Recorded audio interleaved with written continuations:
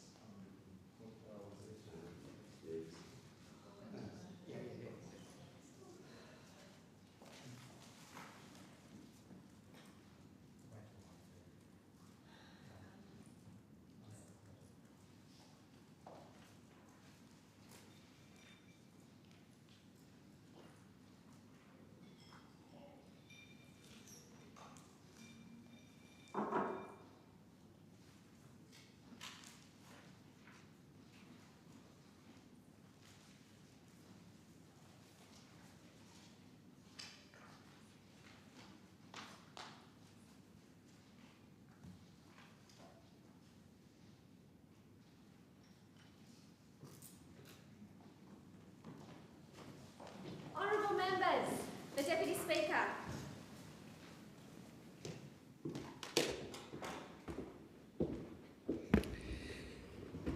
Are there any constituency statements by honourable members? I call the member for Kooyong.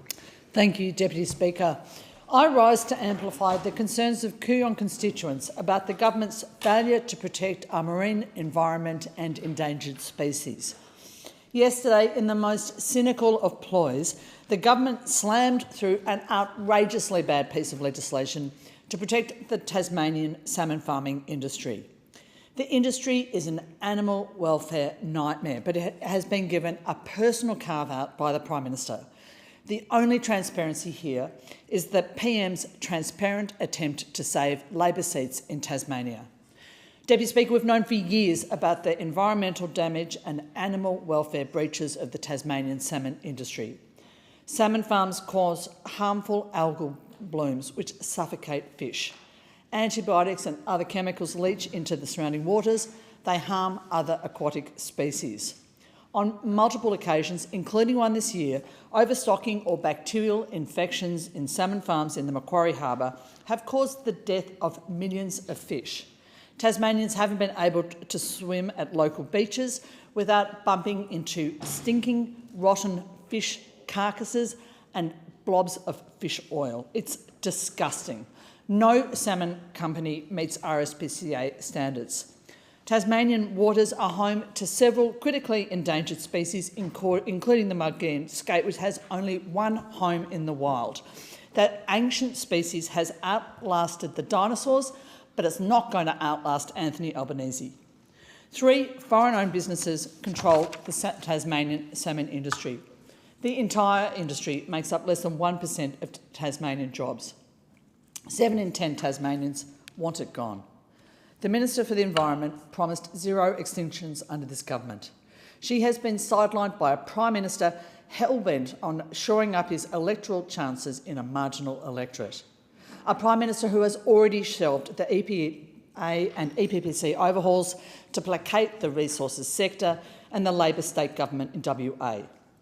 The Labor government has been backed up on this shameful legislation by an opposition which has indicated that it will utterly dismantle environmental protections if it's elected. There's something terribly wrong with our major parties and the increasing blatancy in demonstrating that any lip service that they pay to environmental protections or climate action is based only on their political calculations. Deputy Speaker, in 2022, the people of Kooyong voted for climate and for the environment. In 2025, they are seeing that our only hope for effective action on the environment and on climate is through a parliament in which the major parties have to answer to communities like ours on the issues which matter to us. I call the member for Gilmore. Thank you. When our kids twist an ankle during their weekend footy match or break a finger playing netball, they shouldn't have to sit in pain for hours in a busy emergency department waiting room. When we cut our finger making dinner or go down with a virus, spending hours waiting to see a doctor in the hospital ER is exhausting and, quite frankly, infuriating. We all know our emergency rooms are clogged up, placing our wonderful nurses and doctors under more pressure. That's why the Albanese Labor government is opening opening more Medicare urgent care clinics. Our walk-in Medicare urgent care clinics are taking the pressure off our hospital emergency departments, and they're also providing free medical care for people when they need it. Parents and families swear by them, with 1/3 of presenting patients under the age of 15. I'm proud to be part of an Albanese Labor government that is listening to my community on the New South Wales South Coast by ensuring that locals have access to the medical care they need. More than 12,000 patients have used the Medicare urgent care clinic at Batemans Bay since the doors opened in December 2023, and I know it will give my community peace of mind to know that under a re-elected Albanese Labor government, the Batemans Bay Clinic will be open 18 hours a day, the longest operating hours of any clinic in the country. That's free urgent care for urgent but non-life-threatening conditions, available from 6 a.m. until midnight every day. And all they will need is their Medicard, not a credit card. I'm absolutely thrilled that after lobbying for a second urgent care clinic on the South Coast, Labor will also deliver a federally funded Medicare urgent care clinic in Nowra. The Nowra clinic will be open 7 days for extended hours and will take pressure off the very busy Shoalhaven Hospital ED, which saw more than 23,000 non-urgent and semi-urgent presentations in 2023-24. Deputy Speaker, the Liberals labelled our urgent care clinics as wasteful spending, but tell that to the people of Nowra who are desperate for this service. Tell the more than 12,000 people in Batemans Bay that have avoided the ED queue. If the Liberals get their way, they will close Medicare urgent care clinics, forcing sick and injured Australians back into hospital waiting rooms. The Liberals had 9 years to open Medicare urgent care clinics, and they never opened one.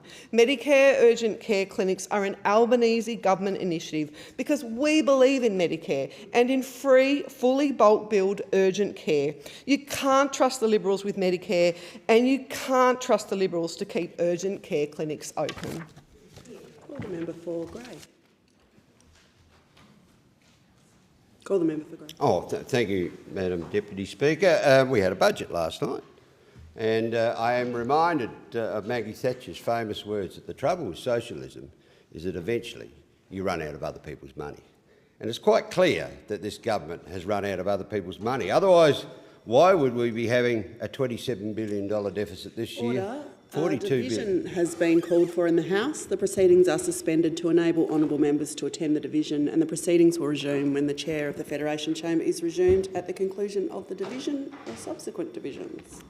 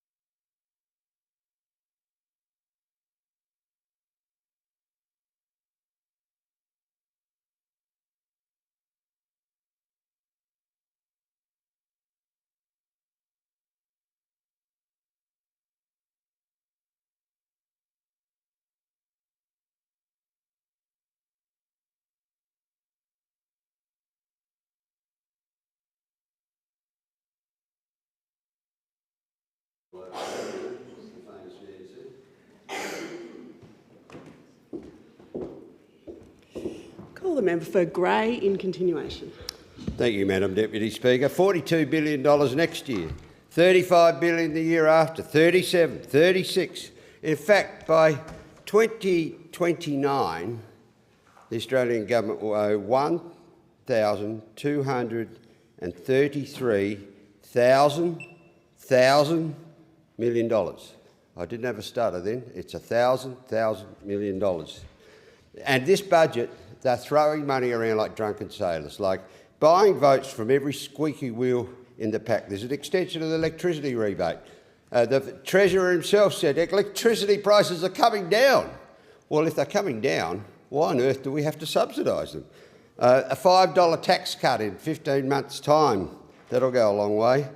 And in a time when, over the last 3 years, we've had an 8% fall in living standards in Australia, which is by far the greatest in the OECD. I saw a graph the other day. The next country down that line was just over 2% fall in living standards. Australia has had a 10% fall. Instructively,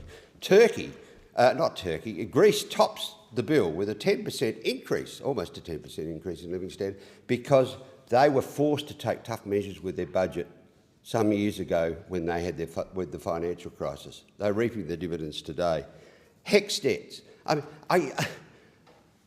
It'll be good for students to have their debts low, but HECS debt, $16 billion, and it's off budget.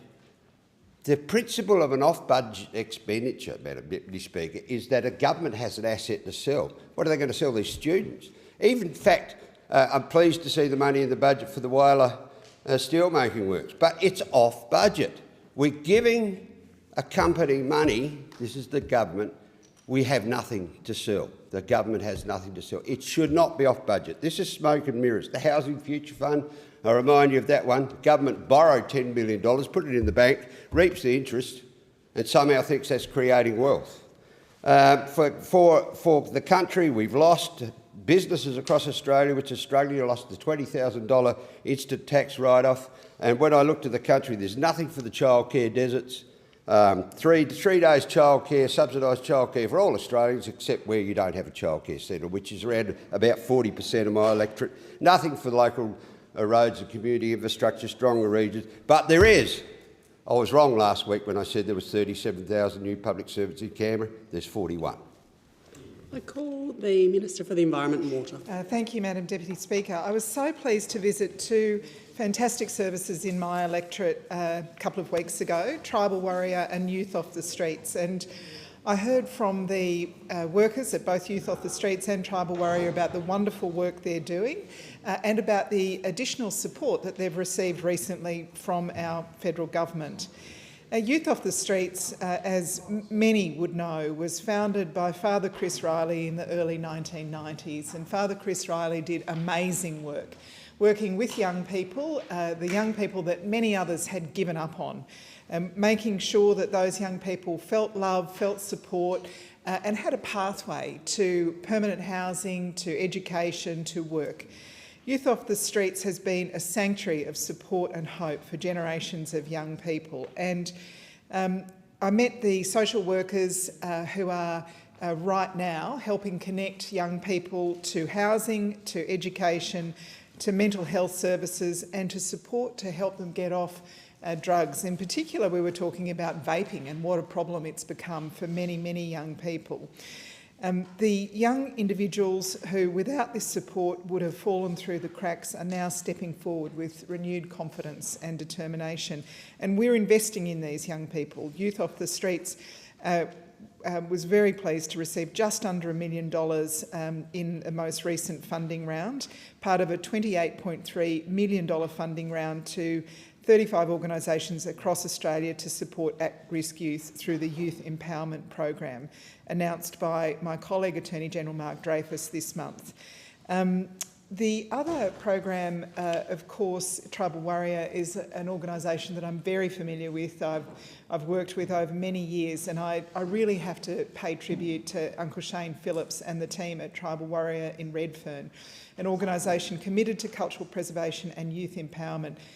They are really working so well with the next generation of young people, particularly in Redfern. Shane Phillips is a community leader who has done so much good work in our local community. And I'm so very pleased to say that Tribal Warrior will receive $1 million from the Albanese government to continue the excellent work it does. It's the first time that this organisation has received federal funding. And I want to say one of the amazing things that Tribal Warrior has done is work with young people, pick them up early in the morning, take them to the gym, to the National Centre for Indigenous Exercise Excellence, do exercise with them, boxing and other exercise, make sure they have breakfast and get to school. I'm so proud of the work they do, and I special shout out, it was International Day of Social Workers last week. The social workers who work at Youth Off the Streets and in so many organisations across my electorate, thank you, thank you. I call the member for Sturt. Thank you, Deputy Speaker. Well, we all waited with bated breath last night to see if you're a South Australian what would be committed in the budget to invest in our state, and I congratulate the member for Spence in the chamber because he achieved 100% of infrastructure funding for the state of South Australia announced in the budget was in his electorate of Spence. It was $125 million, a little less than the $7.2 billion that Queensland got for the Bruce Highway, but regrettably a sad reflection on South Australia's regard under this federal Labor government. $125 million in new infrastructure funding for South Australia is absolutely devastating, given the opportunity that was presented in last night's budget to invest in the Greater Adelaide Freight Bypass to get heavy trucks off streets like Portrush Road in my electorate. What we can now see from the budget papers is that in the infrastructure statements, one project for South Australia referenced and another that seems to be out of existing funds, which is no doubt a very worthy project for the Port Augusta Wharf redevelopment of $12 million. Now, what is going on when South Australia only gets $125 million out of $17.1 billion? $17.1 billion of new expenditure and $125 million of it to the state of South Australia. This is nowhere near, even if you conceded, which I never would, that we should only get our per capita allocation of new spending. We have 11% of the nation's roads running through South Australia, and what we heard last night was that we were getting $125 million out of $17.1 billion. It's bitterly disappointing for the people of Sturt, with no commitment in our electorate whatsoever. As I say, only one electorate in the whole state getting new money allocated to a project according to the budget papers. This is, of course, confirmation that regrettably the people of South Australia, particularly the people of Sturt, already knew about what this government's commitment was to infrastructure spending in South Australia. Now, we need to build the Greater Adelaide Freight Bypass. What we now know is that under Labor it won't happen. Their budget is for the next 4 years, no money towards that project whatsoever. We in the Liberal Party have been fighting to get funding restored that we put into the budget to build the Truro Bypass, part of the Greater Adelaide Freight Bypass. Labor ripped that money away in their infrastructure review, and it's never been seen or talked about since. It is disgraceful that the people of the eastern suburbs of Adelaide, and also those in other seats like Boothby, like Mayo, like Adelaide, that are all affected by this heavy freight rumbling through our suburban streets. If you're on Highway 1 and you're putting freight from Melbourne to Perth, it shouldn't be going through suburban Adelaide, and this government has shown that that's their vision for our future, more congestion through the streets of Adelaide. I call the member for Hunter. Thank you, Speaker. I had the pleasure of attending the 10th anniversary of the Huntley Academy.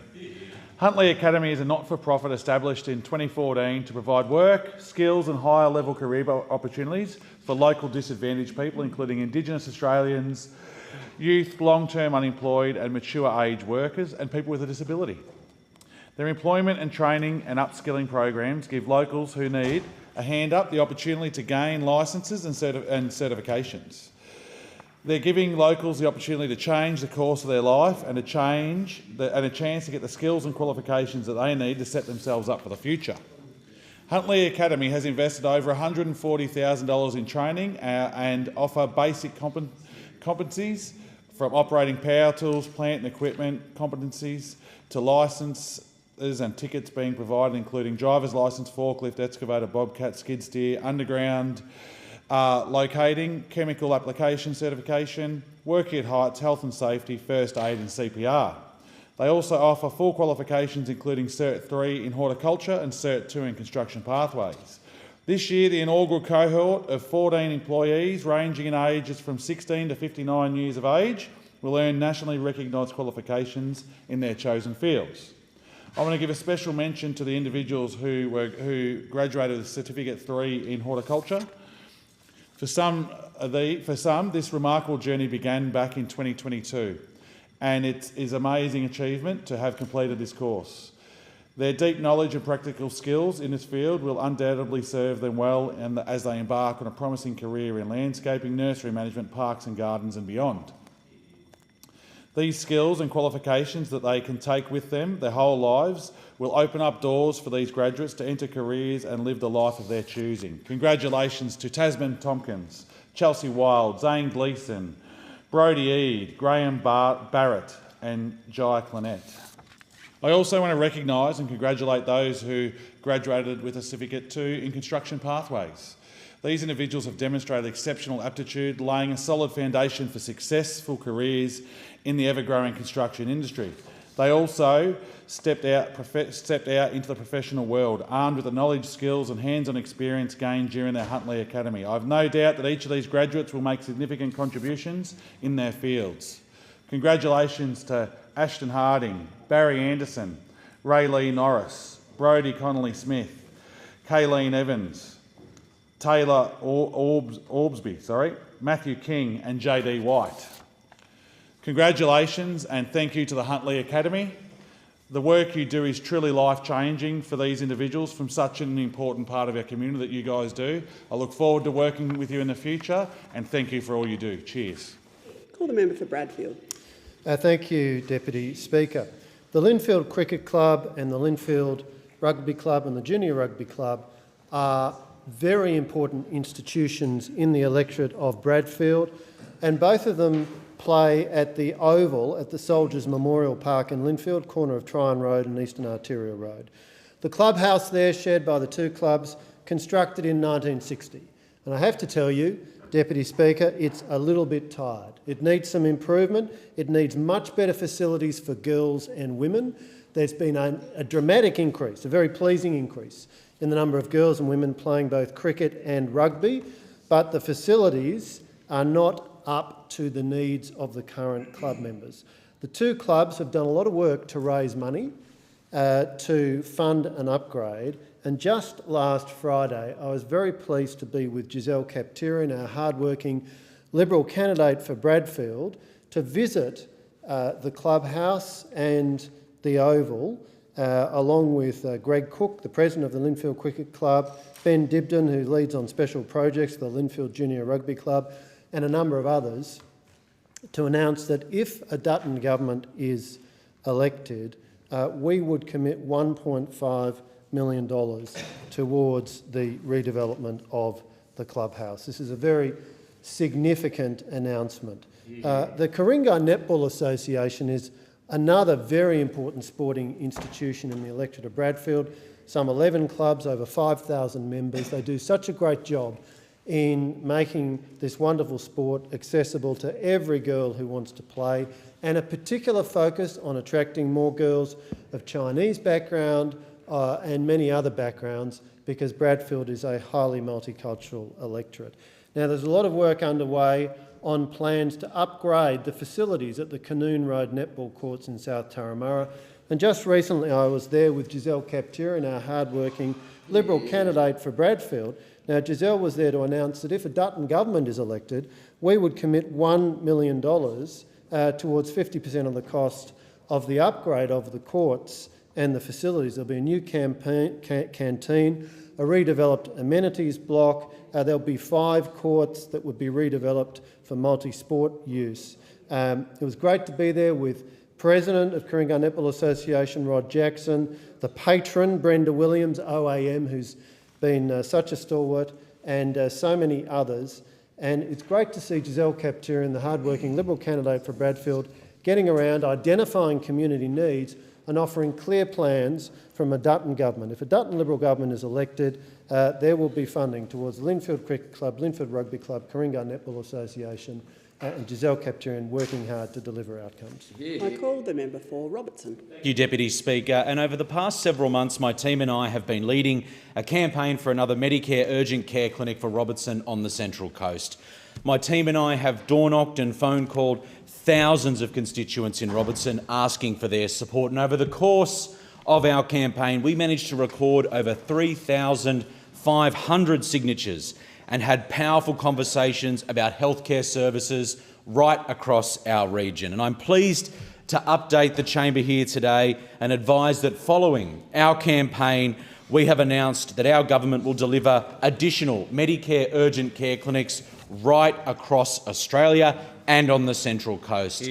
And that is additional Medicare urgent care clinics on top of the already 87 clinics that we have delivered during our term of government. And on the Central Coast, we have been successful in our advocacy for another Medicare urgent care clinic. Now, the federal Labor government has announced that our community will receive another clinic in the northern end of our electorate, servicing suburbs like Erina, Greenpoint, Terrigal, Kincumber, Avoca, Wamberal and Springfield. This is a phenomenal outcome for our community and will ensure that more people in our community will be able to see a bulk bill doctor for urgent healthcare matters. This clinic will complement our existing clinics in Yamina Beach and Lake Haven, which were 2022 federal election commitments which have been delivered, Deputy Speaker.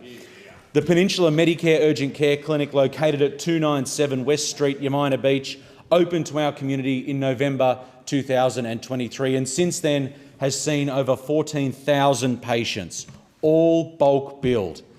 These outstanding clinics are helping to take the pressure off our hospital emergency departments and assist Australians with the cost of living. And as an emergency doctor, I know how important access to healthcare is for people on the Central Coast, and that's why I'm thrilled that as part of our suite of healthcare policies, we will also invest an additional $8.5 billion into Medicare to ensure that more Australians can see a GP, can see a doctor for free. More Australians on the Central Coast will have more access to bulk billed GP visits if the federal Labor government is elected this year, with additional bulk bill consults and a boost to the number of fully bulk billing GP practices in the region. When it comes to Medicare, Deputy Speaker, when it comes to the PBS, when it comes to our urgent care centre network, only the Australian Labor Party, only our Labor movement can be trusted to protect and can be trusted to strengthen our healthcare services right across this country. Thank you, Deputy Speaker. Call the member for Casey. Thank you, Deputy Speaker.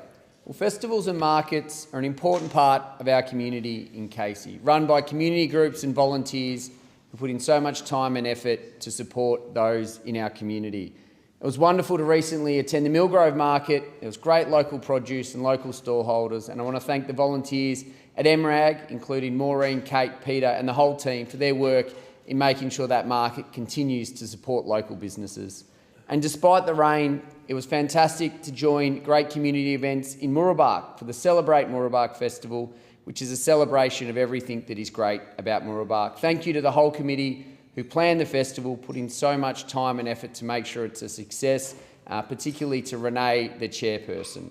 And the Wandon North Harvest Market at Wandon North Primary School is a staple in our community. It's wonderful to be there every year to see the kids having fun. I think they were happy with the rain, the parents not so much. But again, it's a fundraiser for the school to make sure they can get the support they need. To Megan, who's the key organiser along with the other parents and volunteers, and also Paul Bailey, the principal, and all the teachers for your work. Congratulations on another successful event. And the Montrose community event last weekend was an opportunity to celebrate the opening of the Montrose intersection, moving from a roundabout to traffic lights so traffic could flow.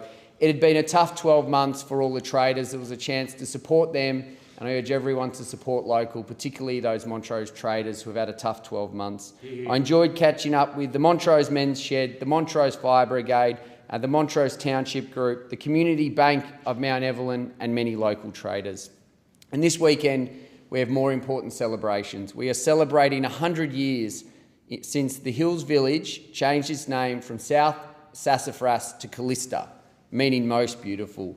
In 1925, there was a gala event, a ribbon-cutting ceremony, games for kids, and a celebration that went late into the night. And this Saturday, the Callista Village Centenary Committee will be holding a community-wide event to mark the occasion with live music, old games, a family bush dance, and so much more. Well done to Mickey and the team at Callista Village on your work, and I look forward to joining you all on Saturday. And on Sunday, I'm looking forward to meeting the Easter Bunny at the Siri Easter Market in Chirnside Park. It's a great family event, free scavenger hunt for the kids, food trucks, coffee, local produce and treats, and also attending the Community Heroes Market in Lilydale. It's the first time that the Victoria Road Primary School and Chirnside Park Preschool are having a joint fete. It's a celebration that will bring together local students, parents, teachers, and the wider community to support the school, celebrate our community spirit, and I'm looking forward to attending, talking to the kids, to the volunteers. Community events really are the heart of our community. They give us a chance to come together to celebrate and to network. Thank you to all those volunteers for the work that you do. Call the member for Hawke. Thank you, Deputy Speaker. Hawke is one of the fastest growing communities in this current country. That growth brings enormous opportunity, but it also brings pressure on infrastructure, on services, and on the people who call our suburbs home. That's why the Albanese Labor government is stepping up to meet that challenge. People want roads that work, healthcare they can rely on, and opportunities close to home. And since being elected in 2022, that's exactly what I've been focused on delivering for our community. When it comes to healthcare, we're making sure that no one in Hawke is left behind. Sunbury was one of the first communities in the country to receive a Medicare urgent care clinic, and it's already treated over 20,000 patients.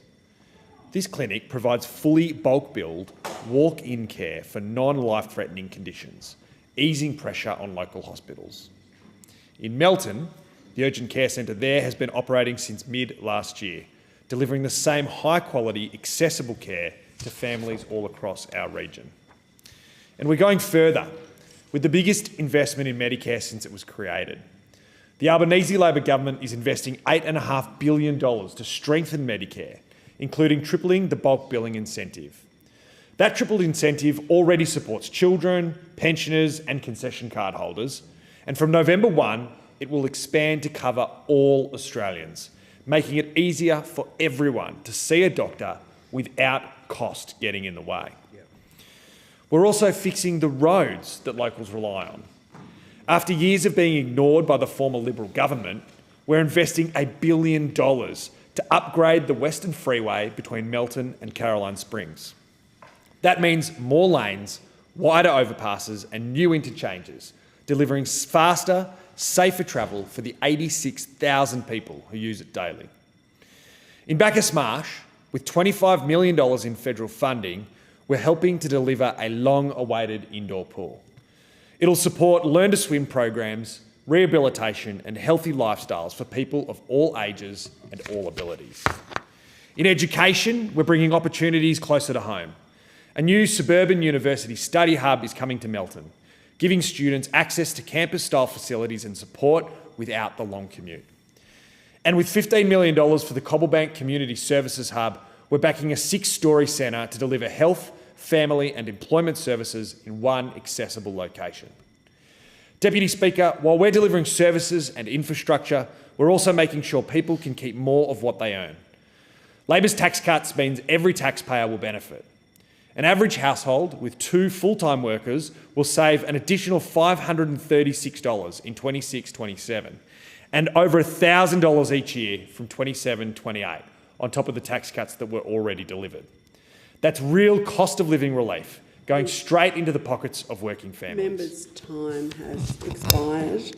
In accordance with Standing Order 193, the time for members' constituency statements has concluded, and I call the clerk. Government business. Order of the day number 1, resumption of debate on the condolence motion for the Honourable Dr Rosemary Ann Crowley AO. The question is that the motion be agreed to, and I call the member for Spence. Thank you, Acting Speaker. I'd like to echo the Prime Minister and opposition leaders' fine words yesterday to offer my heartfelt condolences to loved ones of the Honourable Dr Rosemary Crowley AO, a former Senator and Minister from the great state of South Australia, an incredible contributor to our country, both in those roles and beyond, and an absolute champion for women in SA and across the country. Dr Crowley's impact in this regard cannot be understated. As the first Labor woman from South Australia to enter federal Parliament, her achievements, passion and sheer determination to make a difference are felt to this day.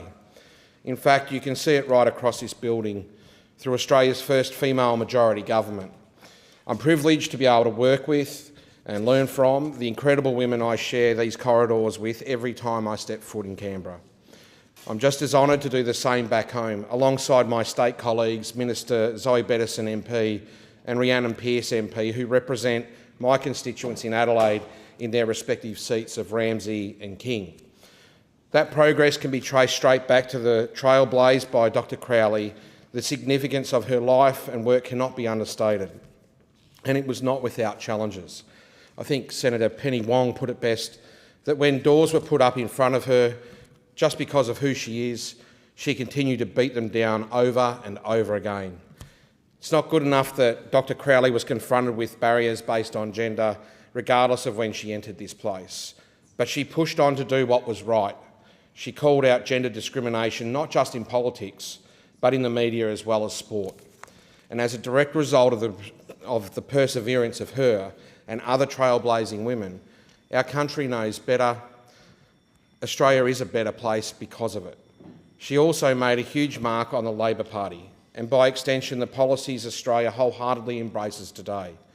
As a doctor, Rosemary Crowley knew the importance of accessible healthcare, and through her activism and unwavering commitment to that objective, both in this building and across her life, she helped shape the universal healthcare system we cherish today. Now, the seat of Spence is aptly named after Catherine Helen Spence, a leading suffragist from the 1800s, and was the first female candidate to stand for the federal convention held in Adelaide, and unfortunately was unsuccessful in that election. The reason why I raise this is that it was because of people like Catherine Helen Spence doing that hard work to pave the way for women to even contemplate the idea of entering politics that we have ended up with fantastic representatives like Dr Rosemary Crowley, who has subsequently encouraged a new generation of female politicians to chase their dreams. And there's many that I have, and I'm very lucky to call colleagues in this place, that probably have Dr Crowley to thank for this. And I can think of a couple of people back in my home state, like the fantastic Emily Burke MLC, who I had the good fortune of being at a dinner with recently where she made mention of this. It was an International Women's Day dinner at the Central Districts Football Club. And it was because of her perseverance to pursue a career in politics that Emily followed her passion in standing for the Legislative Council. This is important because we need to have strong women in leadership roles around the country for young girls to aspire to be. And I think too, on the weekend just gone, out door knocking with my very good friend, the Senator Marielle Smith. And with us was 14-year-old Vanessa, who is a fantastic student at St Columba, but also an aspiring politician who went out door knocking with us for the very first time, and it is because of strong women in political leadership roles that are providing this opportunity to our youngest girls to be the best version of themselves. That's what Dr. Crowley's legacy is. It makes a lasting impact on the political discourse in this country. It has helped make this government a better government because we have got a majority of women in our government, something that I'm extremely proud to be a part of. And I know that the decisions that we have been delivering over the last 3 years are so much better for the contribution of the women in our parliament. So we are extremely lucky to be in this position. We are and should be extremely thankful for the exceptional service that Dr. Crowley gave to this place, but also, importantly, to the great state of South Australia. And on her passing, Australia lost an incredible contributor to this place, an incredible woman in her own right. May Dr. Rosemary Crowley rest in peace. I call the member for Newcastle. Thank you, Deputy Speaker, and I also thank the member for Spence for his contribution to this condolence motion. We, of course, had the opportunity to share some of the Parliament's thoughts with the family yesterday when the Prime Minister spoke to this motion, and it gives me real pleasure to be able to stand and make a modest contribution myself, because Senator Rosemary Crowley was indeed an extraordinary Australian, a real trailblazer in our nation's political landscape and a very fierce advocate for women's rights. So somebody that within the Labor movement that inspired me from her very early sort of steps towards ensuring that women's rights were on the national agenda and up for public debate. Senator Crowley was a woman of many firsts. In 1983, when she was elected, she was the first South Australian woman to be elected to the Australian Parliament. She was the first woman from South Australia to serve as a minister, and her contributions as minister, assisting the Prime Minister for the status of women, and latter as Minister for Family Services in the Keating government, have had a profound and lasting impact on the lives of Australian women and families. I'll come to her legacy in a moment, but it's pretty astounding to think what it might have been like to be a woman in the Australian Parliament in 1983. This is obviously Parliament sitting in the old Parliament House, where we know they didn't even have toilets built for women. So there were very, very few. We were a very rare, precious commodity in the 83 environment, and I know that Rosemary would be so proud of a Labor government today having a majority of women for the first time in Australia's history since 1901, when Federation formed. We sit in a parliament where on the government benches it is a majority of women. I suspect that was unimaginable, despite, well, maybe not unimaginable for Rosemary. She always had a big vision, but it would have seemed like a very long way away in 1983. But her legacy is not just in the policies that she helped shape, but also in the doors that she opened up for women in politics. She understood that breaking barriers was not enough. It was about creating lasting change, ensuring that women had both the support and the structures that they needed to succeed, but importantly sustain those positive changes over time.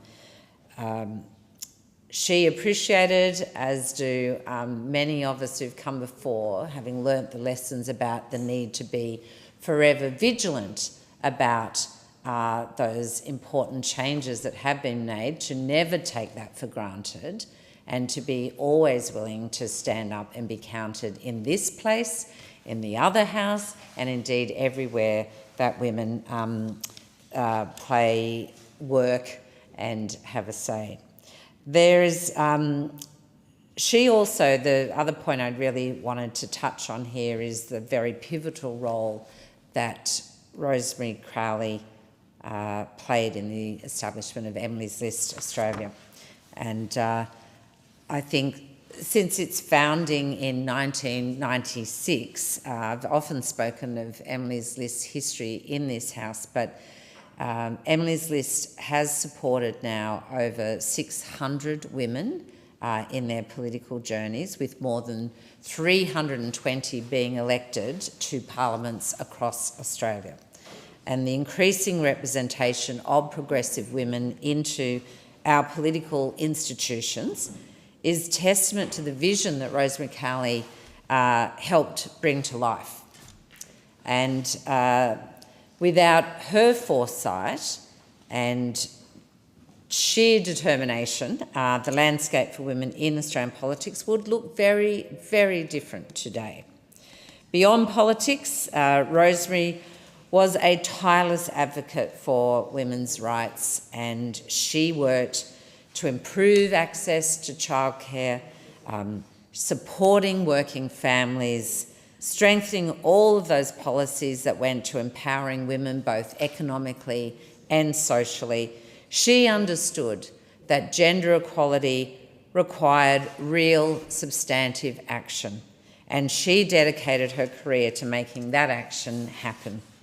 And I stand here today as one of the national co-chairs of Emily's List Australia, deeply grateful, indeed deeply indebted to the work that Rosemary began, and to, well, she not only began, but she really nurtured for the decades to come. And I think that is such a deep personal commitment. I really, really thank her, probably her family and everybody who enabled her to be shared and do all that hard work on behalf of so many women that she would not have even known that were coming behind her, those generations of Labor women coming through. Her vision, her leadership and her commitment to justice have shaped the paths of so many Labor women who followed in her footsteps. I, indeed all of us who sit in this House today, have a lot to be very grateful for in Senator Crowley's work. Today we mourn her passing, but we also celebrate her immense contributions to our nation. The Labor Party is stronger because of Rosemary Crowley, and Australian politics is more inclusive because of Rosemary Crowley. And the fight for gender equality remains front and centre of Labor's agenda because of Rosemary Crowley. Vale Rosemary, your work lives on in the generations of women you have empowered and inspired. Thank you. And I call the member for Kingston. Thank you, Deputy Speaker. Well, today I rise to pay tribute and offer my condolences in this place for the late Senator, the Honourable Rosemary Crowley AO. Dr Crowley is survived by her 3 sons, Stephen, Vincent and Dermid, and 2 grandchildren, Ella and Leo. And it was a great privilege, Deputy Speaker, to attend the memorial service just on last Saturday for Dr Crowley. And just in saying that, I did, with profound sadness, enjoy it, but with so much joy as well, enjoyed listening to the stories told about Rosemary, particularly by her children, or on behalf of her children, and just what a tribute of a great mum she was, and I really wanted to acknowledge that. But of course, Senator Rosemary Crowley was the first female Labor senator from my home state of South Australia, was a fierce advocate for affirmative action and for our Labor caucus to be 50% women, a goal that now has been achieved in the Albanese Labor government and South Australia's Malinauskas government. And I have to say, Rosemary Crowley would, I know, have been very, very proud of this. My first memory of Rosemary Crowley wasn't actually her as a person, it was the inside of her office, because she opened her office up for young Labor volunteers that were working hard on election campaigns, and was always then would come in and give us a little bit of encouragement late at night sometimes, as in those days you had to stand over a photocopier to actually print the flyers that you were going to distribute. But of course, my connection with Rosemary went for much longer than that. Even after she had left politics, she was regularly providing support to me, many different ways, but in particular, still most recently, attending my fundraisers.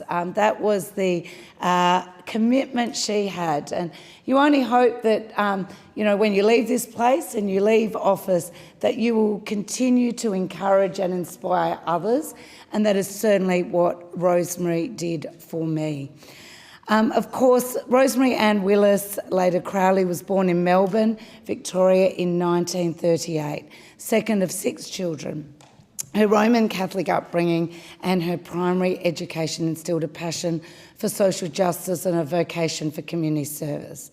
Rosemary later completed a medical degree at the University of Melbourne before undertaking a residency as a medical officer at St Vincent's Hospital, later a pathologist at the Royal Children's Hospital in Melbourne. On return to Australia from Berkeley, California, 1969, Dr Crowley joined the Australian Labor Party and experienced the excitement of the Whitlam government in 1972 and the subsequent disappointment of the 1975's dismissal. Rosemary then contested the seat of Mitcham in the South Australian Parliament in 1977 and in 1979, before being elected as 5th on the Senate ticket in the 1993 double dissolution. In her maiden speech in the Senate on the 4th of May 1983, Senator Crowley spoke of her campaign theme of Bread and Roses, a song with its origins in the international workers of the World Book Songbook, sharing these words to capture what she wished to offer in her contributions to politics. And quoted from her first speech, I'll quote, "The quality of people's lives is very much part of what bread and roses means." In this speech and throughout her time as a senator, Rosemary sought to improve the quality of life of people, to improve education and support for people in the community to manage their own lives without fear of discrimination, and by being involved in decisions that impacted them through the Hawke government programs of consolidation and care. Now, Senator Crowley was subsequently re-elected in the 80s and 90s, and in 1993 was appointed by Prime Minister Keating as Minister for Family Services and Minister assisting Prime Minister for the Status of Women. And I think this was very fitting because, as many previous speakers have said, her fierce advocacy for the women's right to be in the Parliament cannot be understated. Through her 19 years in the Senate, Rosemary was the only female Labor senator from South Australia.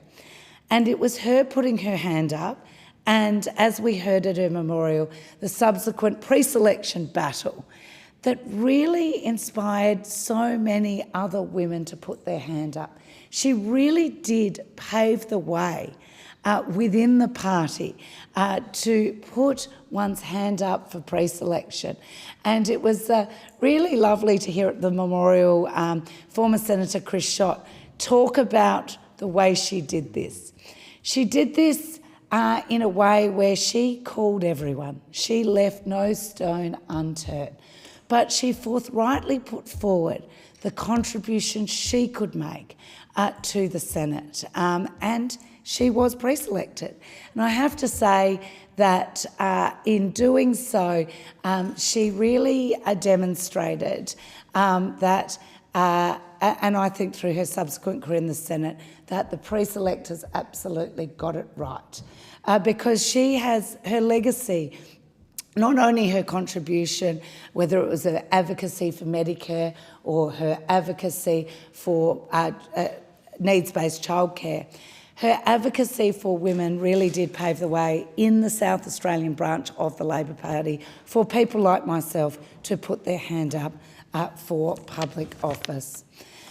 There are now 4 female Labor senators from South Australia, and the Labor Party continues to pre-select and elect women, not just in your marginal seats, but in safe seats, in very winnable seats, so that women can take up their rightful place.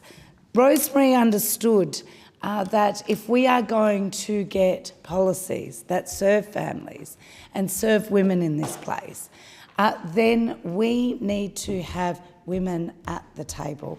And she paved that way for so many women. For me, her personal support, well after she left politics, was really, really appreciated. Really, really appreciated. As I said, turning up to fundraisers, you wonder if you have to do that after you leave this place, but she continued to turn up to my fundraisers, continued to support me in my role as the member for Kingston, and I would be very appreciative. But she was an inspiration to me and many others. I look to her as a real trailblazer within the Labor Party, within the South Australian branch of the Labor Party, and to be quite frank, without people like Rosemary Crowley, I wouldn't be in this parliament today. Vale, Rosemary Crowley. I call the member for Adelaide. Thank you, Deputy Speaker. And Deputy Speaker, I too rise to speak on the motion on the Honourable Dr Rosemary Crowley. And like the member for Kingston, I too attended the state memorial service in South Australia together with the member for Macon, the Premier and many others that were there to celebrate Rosemary's life and to hear of her achievements and her trailblazing political story, as we've heard from other speakers here today. And when you think of Rosemary Crowley, it's an extraordinary story to break through that barrier, that blokey culture that existed back then, not just up here in Parliament House, but also within the Labor Party itself. And if you think back to those years where she continuously pushed for affirmative action, continuously pushed for women to have a greater say in this great historical political party of the Australian Labor Party, and to think of where we are today, as the member for Kingston eloquently put it, with 50% women in our caucus, and same with our state Labor Party in South Australia, it's due to women like Rosemary Crowley and the role that she played in the early 80s to ensure that this came to fruition and became a reality. And we heard stories on Saturday of her political career and how she actually campaigned within the party to achieve this against a wall of that blokey culture which existed back then. Rosemary was an extraordinary person. As we heard, she was did medicine in Melbourne, moved to Adelaide, but was really politicised when she came back from the US, especially at the time when the Fraser government had come into power. She had advocated for better health services through Medibank at the time, and that was abolished. And even though she wasn't a member of Parliament at that period, she campaigned for the reintroduction through her medical contacts, etc., and through the forums that she had as a medical practitioner to ensure that Medicare came back. And we know that Rosemary played a role in issues involving women's health, in issues that involved health itself, and a massive role. Of course, Rosemary was elected. It was a continuous campaign for her to get elected. We heard on Saturday from Chris Schott, the former senator and minister from the Hawke-Keating era, how she campaigned to get that pre-selection. And she left no stone unturned at a time when being a woman wouldn't have been as easy to get pre-selection. And some of the, I suppose, the comments and remarks she was getting from some of that blokey culture back then was, we will support whoever is the best candidate, which we know wasn't a way for women. It was an excuse back then not to pre-select women. But she left no stone unturned. She telephoned every delegate, every union, every member of every branch until the ballot, and was successfully pre-selected on the Senate ticket to contest the Senate election. Deputy Speaker, I considered Rosemary a friend and a supporter. In fact, she attended the Federal Electorate Council meetings right up until she moved to Melbourne, and would still raise issues regarding health, still raise issues about strengthening Medicare and ensuring that people had access to public health. And I think she would be proud of the announcements that have been made in the last few weeks of this Labor government. Because, Deputy Speaker, we are in the position that we're in today because of the foundations that people like Rosemary Crowley laid back down in the 80s. Deputy Speaker, as I said, she was a great supporter of mine, and when I was first pre-selected in 1998 for the seat of Hindmarsh, which was considered an unwinnable seat at the time, 8.9% was the margin. So there wasn't a lot of support and help around the place. People were looking at the most marginal seats, but Rosemary called out to me and said, anything I can do, I know that you've got good contacts in the electorate, I know that you're committed, and she basically helped as much as she could and continued to support me right up until we actually won the seat in 2004. So I owe a lot to Rosemary for her support, for her guidance, and for believing in me at a time when, not that other people didn't believe in me, but there was other more pressing seats to look at. So I too may not have been here like the member for Kingston if it wasn't for the support of people like Rosemary. Our condolences go out to her family. We pay tribute to everything that she has contributed to the Labor movement, to the women's movement, and to health in Australia. Our condolences to her children, to her family, and to her grandchildren. Vale Rosemary Crowley. And I call the Assistant Minister for Health and Aged Care and Indigenous Health. Thank you, Deputy Speaker. I rise today to offer my deepest condolences and to honour the life of a truly remarkable woman, Senator Rosemary Crowley. Rosemary was a trailblazer, a dedicated advocate for women's rights and a tireless champion for justice and equality. Her passing marks the end of an era, but her legacy continues to inspire us all, including myself and, I'm sure, many generations to come. Rosemary was born in Melbourne on the 30th of July 1938, a tumultuous period to spend some of your most pivotal early years. And like me, Rosemary was from a large Catholic family. Hers was 6 children. Her mother, Monica, kept a busy home humming, while her father, Everett Willis, worked as an accountant. Rosemary's Roman Catholic upbringing and education at Kilmare Brigidine Convent in Hawthorn instilled a passion for social justice and a vocation for community service within her. She was a bright young girl in a period that did not value girls' education. Despite this, she obtained a Commonwealth scholarship to complete a medical degree at the University of Melbourne. In her early years, Rosemary worked as a resident medical officer and as a pathologist.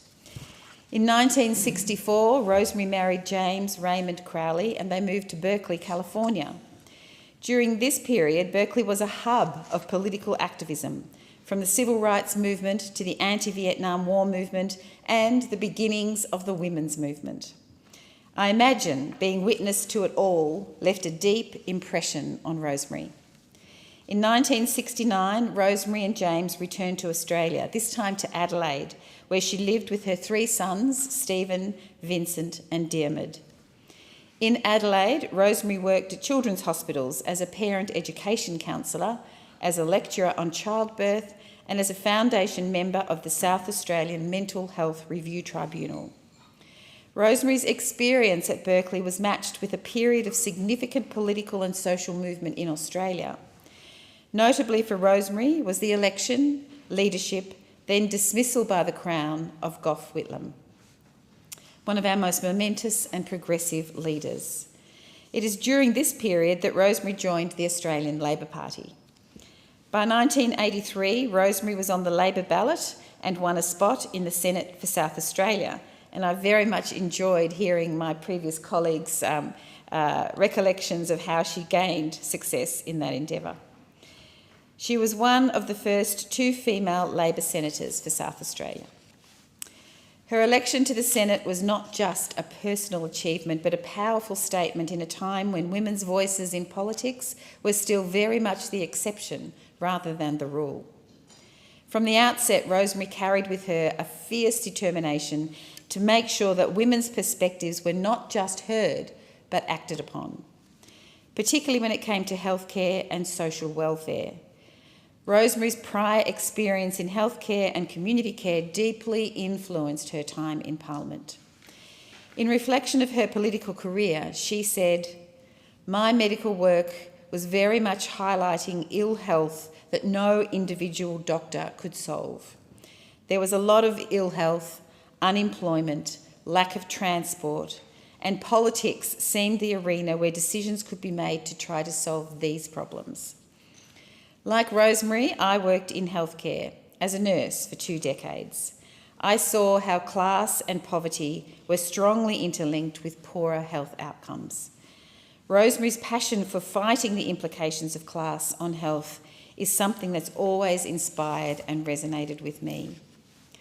I try to carry on this fight throughout my time in Parliament and as the Assistant Minister for Health and Aged Care and the Assistant Minister for Indigenous Health.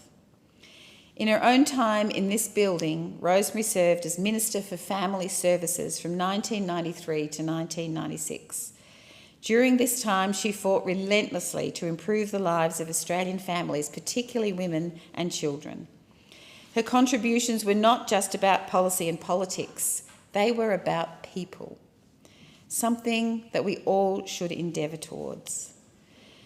She knew that true leadership required empathy, understanding and a commitment to uplifting those who were most vulnerable. As a senator in the Hawke-Keating governments, she helped deliver instrumental changes to family payments, maternity allowances, disability support programs, carers' pensions, student assistance and youth training allowances. These initiatives have pulled whole generations out of poverty, supported the first person in a family to go to university, has enabled women, people with disability and pensioners to live with dignity. I think what many women empathise with is that you cannot have self-determination or autonomy without financial freedom. This is an understanding that is exemplified when you have more female voices in the room. It was not only her policy achievements that made Rosemary such an extraordinary leader. Rosemary was one of the founding members of Emily's List Australia, an organisation that has been instrumental in promoting progressive women's voices in our parliaments. Her work with Emily's List was not just about getting women elected, it was about making sure that women's issues were front and centre in our political debates and decision-making. Emily's List is the reason abortion is legal across Australia. It's the reason we have paid parental leave, the reason we've had our first female Prime Minister, Julia Gillard. With Emily's List, Rosemary played a key role in the Australian Labor Party's historic adoption of affirmative action measures in 1994. She was integral in the push for the party's commitment to having women pre-selected for 35% of winnable seats by 2002. This was a bold, ambitious target at the time, and Rosemary was one of the most passionate advocates for seeing it realised. I believe this target is part of the reason that I am speaking with you today. Rosemary's work laid the foundation for the incredible progress we've seen within the Labor Party over the past few decades with regards to women. Very proudly, I can say that we're now the first party in Australia to achieve a majority female government, with women making up over 50% of our parliamentary caucus. This is not just a symbolic achievement. It has real, tangible impacts on the way we govern and the issues we prioritise. Rosemary's legacy can be seen in so many of the decisions we make today. Just recently, the Albanese government announced a historic women's health package, an investment of over $500 million to improve healthcare access and outcomes for women across the nation. From funding for endometriosis and pelvic pain treatment to more affordable reproductive and menopause medications, this package will change the lives of countless women. Because we believe no one should miss out on healthcare because of the size of their wallet or their sex. This is a core value and focus, not just for me, but now the whole Labor Party. Once again, I say you have more women in a room and your priorities change. I'm incredibly proud to be part of a Labor Party that now better reflects the diversity of our society and that actively works to promote women's leadership. But I acknowledge that we still have a long way to go for accurate representation, including of people from diverse cultural backgrounds, those from the LGBTIQA+ community, and of people with a disability. Emily's list has stood as an example for newer movements within Labor, including Rainbow Labor, Multicultural Labor Networks, and Labor Disability Action Network. I can't wait to see what they achieve. Rosemary has changed Labor and Australia for the better forever. But beyond her achievements, I think it's also important to remember that Rosemary was more than just her career discography. Above all, she was a deeply compassionate and generous person. She mentored many women, offering them her wisdom, her guidance, and her friendship. She was someone who genuinely cared about people, their stories, their struggles, and their successes.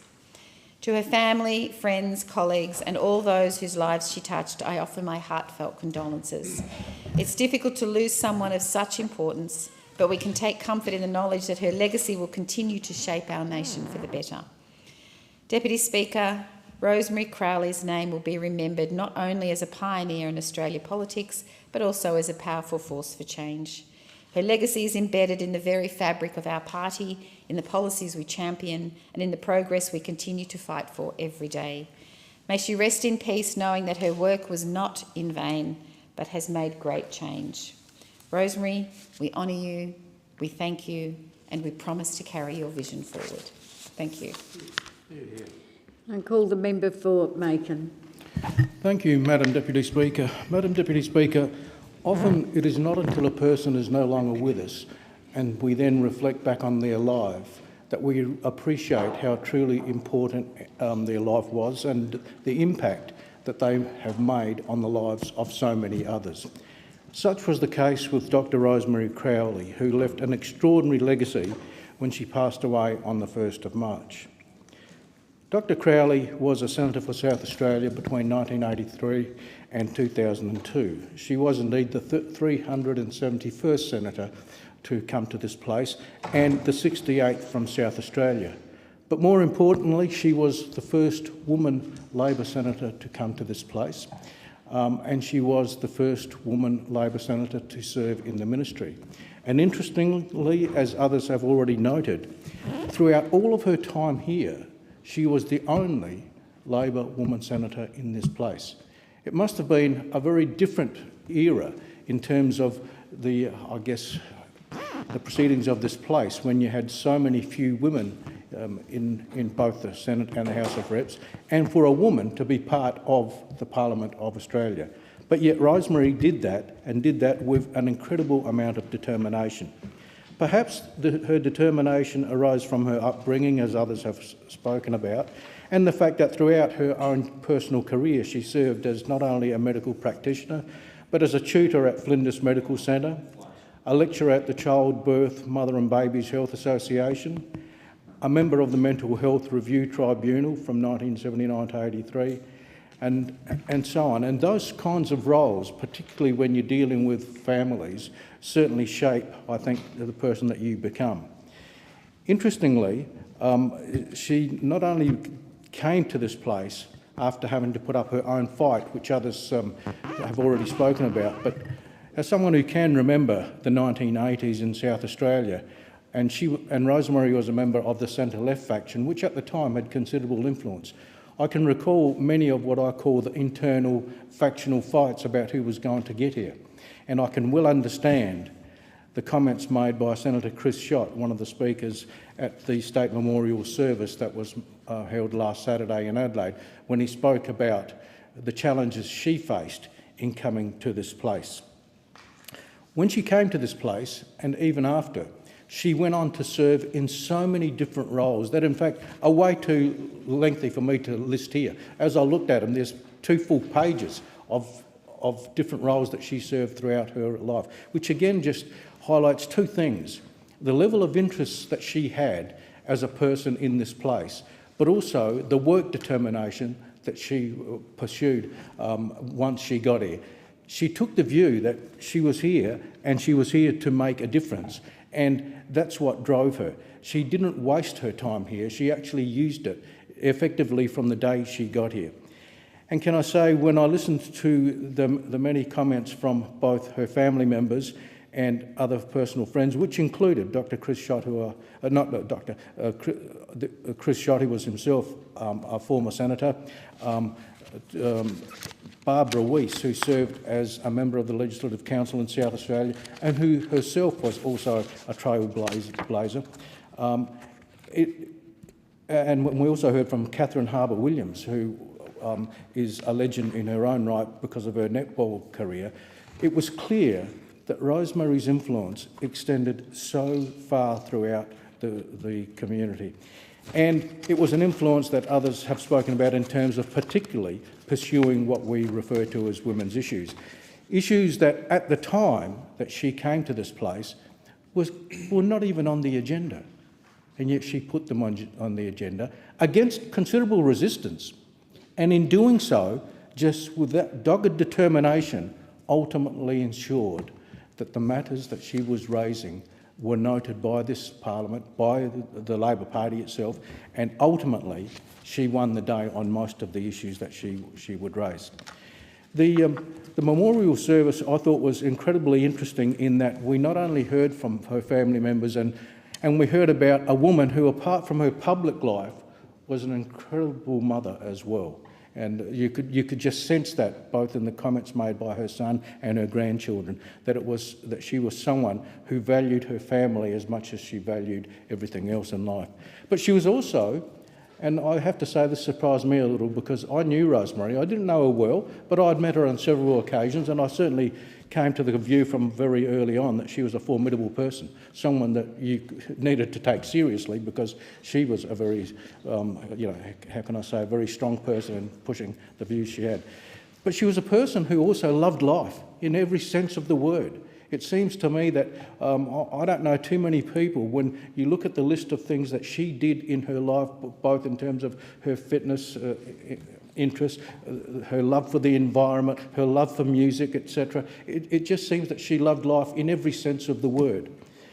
But she also was a person that knew that things had to change. And I think one of the things that I certainly appreciated was the fact that when she was elected to this place, one of the first things she did was that she went to Pine Gap to support the women at Pine Gap who were protesting against the arms race and the establishment of Pine Gap up there.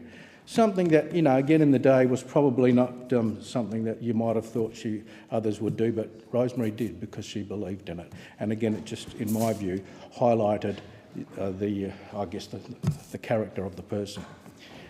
The memorial service on Saturday, I thought, was very fitting for her. And I say that, again, as I reflect back on her achievements and her life, something that before Saturday I perhaps might not have even given a thought to, but after listening to the different speakers, it became clear that it was very deserved.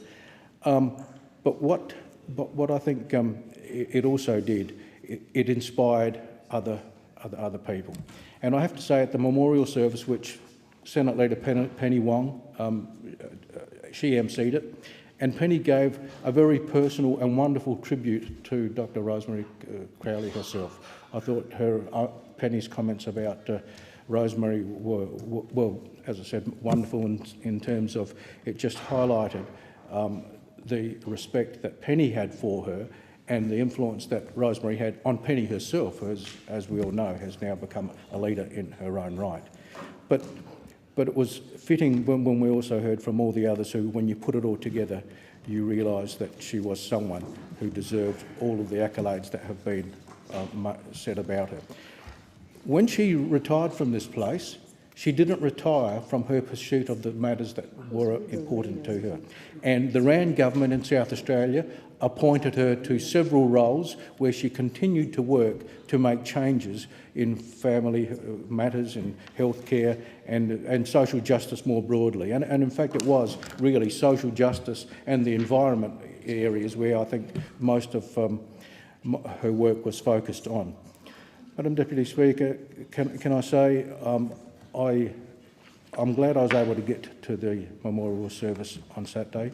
It was so well done and such a fitting tribute to a person who has made so much difference to the life of so many people, but even more so much difference to the direction that this country has taken as a result of her being there. My condolences to each and every one of her family members and close friends who I know will miss her dearly, and I thank her for the contribution she made to Australia in the time that she was both in the Senate and throughout her life more broadly. And I call the Minister for Environment and Water. Thank you, Madam Deputy Speaker, and thank you so much to the member for Macon for those lovely words about former Senator Rosemary Crowley. I'm rising today to honour her life and legacy, the life and legacy of the late Dr. Rosemary Crowley AO, a trailblazer in Australian politics and a dedicated advocate for social justice, for women's rights and for the welfare of children. Rosemary was a woman of fierce intelligence, deep compassion and an unshakable commitment to making Australia a better, fairer, kinder place. Like so many women of her time, she had a thirst for social justice that was first awakened when she was a student of the nuns in Melbourne at Kilmare Brigidine Convent. A brilliant student, she became a doctor and moved with her then husband to Berkeley, California from 1965 to 1969. What an amazing time to be in Berkeley, California. Rosemary Crowley came back with a burning desire to be more involved in politics in Australia. When she returned to Australia, she joined Whitlam's Labor Party and was particularly interested in the anti-nuclear and peace movements at that time, as well, of course, as in the women's movement. Within the ranks of the Australian Labor Party, she had an extraordinary career and made an enormous difference. As a senator from South Australia from 1983 to 2002, Rosemary was one of the first women to serve in the Federal Parliamentary Labor Party, and she was, of course, the first female Labor minister from South Australia. Her work in government left an indelible mark, particularly in the areas of women's rights, childcare, nuclear disarmament, healthcare and sport. She also led the government investigation into women's sport and the media, which resulted in the creation of the Women's Sports Unit within the Sports Commission, Canberra. As Minister for Family Services and Minister assisting the Prime Minister for the status of women in the Keating government, Rosemary championed policies that improved the lives of Australian women and their families. She was instrumental in shaping early childhood education and childcare policies, understanding that the access of children to quality early learning was a benefit for those children. Of course, it supported their families, their working parents, but it also gave children the very best possible start in life. She was a tireless advocate for women's rights, always pushing for greater equality, better workplace conditions and stronger protections against discrimination and protections against violence. Beyond her ministerial work, Rosemary Crowley was a very important mentor and inspiration to many women in politics, including me. I first knew Rosemary Crowley when I worked on the Senate side for Senator Bruce Childs, and Rosemary Crowley and Bruce were very good friends, and I saw a lot of Rosemary Crowley in those years. She was enormously encouraging to me, to my involvement in politics at that time, and I was fortunate enough to serve with her. She left the Senate in 2002. I was elected in 1998. So as well as knowing her when I worked for Senator Childs, I was a caucus colleague of Rosemary Crowley for those years. And she was a terrific mentor and support to me and to many, many others, including through her support of Emily's List. She knew how difficult it could be to navigate the halls of power as a woman, and she was always generous with her wisdom, her encouragement, and her support, leading with both strength and warmth, providing a great example, showing that good policy and good politics come from listening, from understanding, and from listening and acting with integrity. I was friends with her loyal staffer, Suzanne Lagaina, and I contacted Suzanne earlier this week to ask her to share some of her favourite memories as one of Rosemary's former staff. She said, and I'm quoting, "Rosemary had a wicked, sometimes bawdy sense of humour, was a yoga enthusiast and maintained friendships and care for people from both sides of the chamber. Her office was decorated with the work of women artists, including a life-size sculpture of a woman with a hat that sat proudly in the entrance to her office and scared more than one visitor and parliamentary staffer." I know that Suzanne and Rosemary Crowley's staff will be thinking of her in the weeks following her death and remembering with fondness many of Rosemary's quirks and characteristics, including, as Suzanne mentioned, quite a bawdy sense of humour. I think people who didn't know Rosemary Crowley well would have seen her as a senator, as a former doctor, as a very well put together, very nice lady. When you got to know Rosemary, there was a real sense of mischief under that, and a sense of humour that I sometimes found shocking and surprising.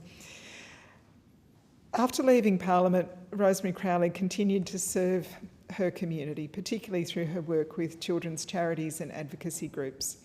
Her dedication to the welfare of Australian children never wavered, and she remained a champion for equity in education, healthcare and social services long after she left the formal political stage.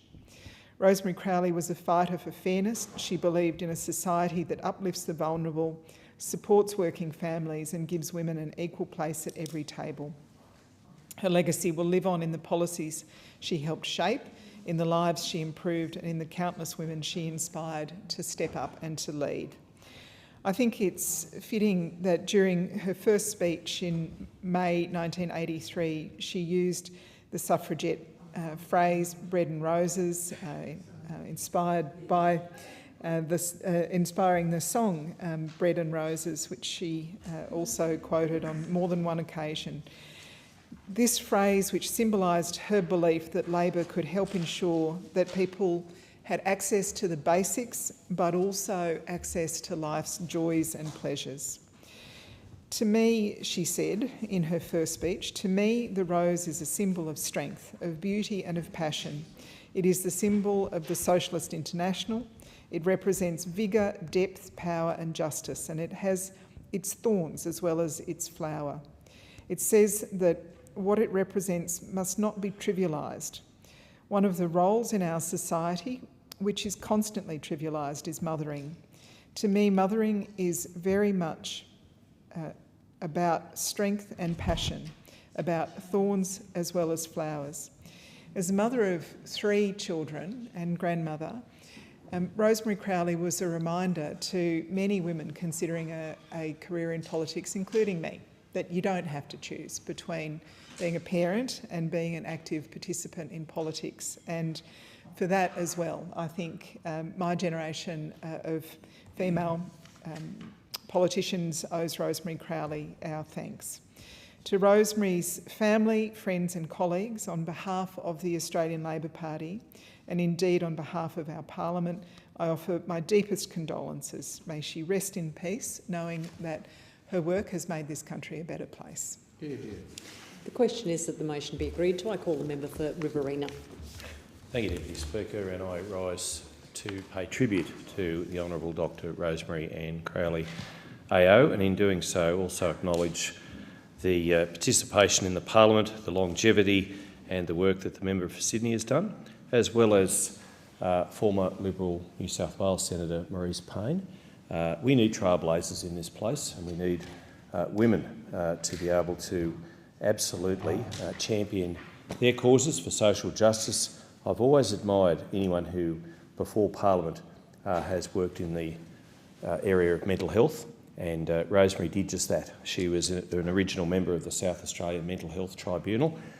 She was also very much an active voice for women's sport, and I'm sure she would have been very proud in recent years at just how far women's sport has come in this country.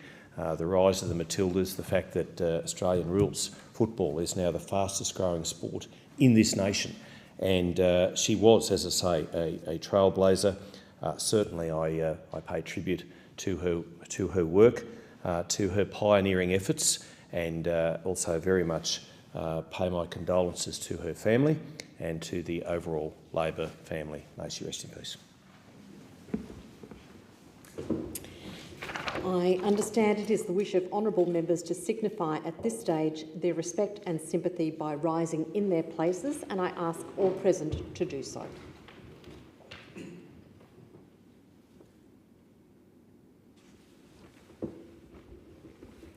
I thank the Federation Chamber. I call the member for Robertson. Thank you, Deputy Speaker. And I ask the Leader of the Federation Chamber to move that further proceedings be conducted in the House. Is leave granted? Leave is granted. I move that further proceedings be conducted in the House. Is there a seconder? I second the motion. The member for Riverina. The question is that further proceedings be conducted in the House. All those of that opinion say aye. To the contrary, no. I think the ayes have it.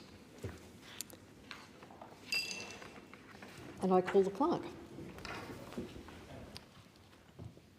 Government business, orders of the day, further statements on Tropical Cyclone Alfred and the Queensland floods. Are there any statements? I call the member for Blair. Thank you, Deputy Speaker. It's commonly said that the Brisbane River is a river with a city problem because if you actually have a look at where the cities and towns in southeast Queensland are established, they're established on the main rivers, and it's commonly the case. But we don't call places in and around Brisbane the Lockyer Valley and the Brisbane Valley for nothing, because there's rivers and creeks that lead into that Brisbane River that cause enormous damage, and they become sort of part of the sort of emergency management folklore, things like the Lockyer Creek and the Bundamba Creek and the Bremer River, etc. South East Queensland's had massive floods over the years, and in 1893 the photos of the impact on places like Ipswich and Brisbane are enormous. My office in Riverlea Shopping Centre, in the old tarpaulin building, we'd be sort of swimming in water on level 1 in 1893. And as a kid in 1974, Cyclone Wanda came in from the north and crossed near Maryborough on the 25th of January 1974, and floods came up from the south and smashed southeast Queensland. Cyclone Wanda, I mention that because Cyclone Alfred comes in about 50 years later. And in southeast Queensland, in places like Brisbane, the Gold Coast, Sunshine Coast, Ipswich, they were a lot smaller in those days. We've got nearly 1 in 6 people in the country living in southeast Queensland, so it's a lot more densely populated. And we don't normally get cyclones in southeast Queensland, but the impact and the aftermath of that are very timely, and very timely when you consider the fact that we are still dealing with the aftermath of the 2022 floods. And we're now dealing with the aftermath and the flood impact and the cyclonic impact of Cyclone Alfred in southeast Queensland. In my electorate, Blair, As a kid in 1974, my parents' house, the water was 8 foot over the roof. And I've had to deal with, as a federal MP, floods in descending order of devastation, 2011, 22, 13 and now 25. And we've got nearly 1,300 homes and businesses and cars where there's insurance claims according to the Insurance Council of Australia in my electorate. The damage to roads, to bridges, to parks, to footpaths, to community infrastructure, the federal government and the state government are going to have to work very hard with local councils like Ipswich and Somerset and Brisbane to repair. But it's the damage also and the impact on people's lives, the devastation. I know of and have met people who have been flooded, flood after flood after flood, and the ones I've referred to before. And people in my home city of Ipswich, where I've lived and born and raised and lived all my life and raised a family and worked, places like Bergens Hill Road and Vitaroni Street and Lindsay Street and places like that, they were flooded again. And I met people as I door-knocked those areas, and I want to pay tribute to the many people who've helped them.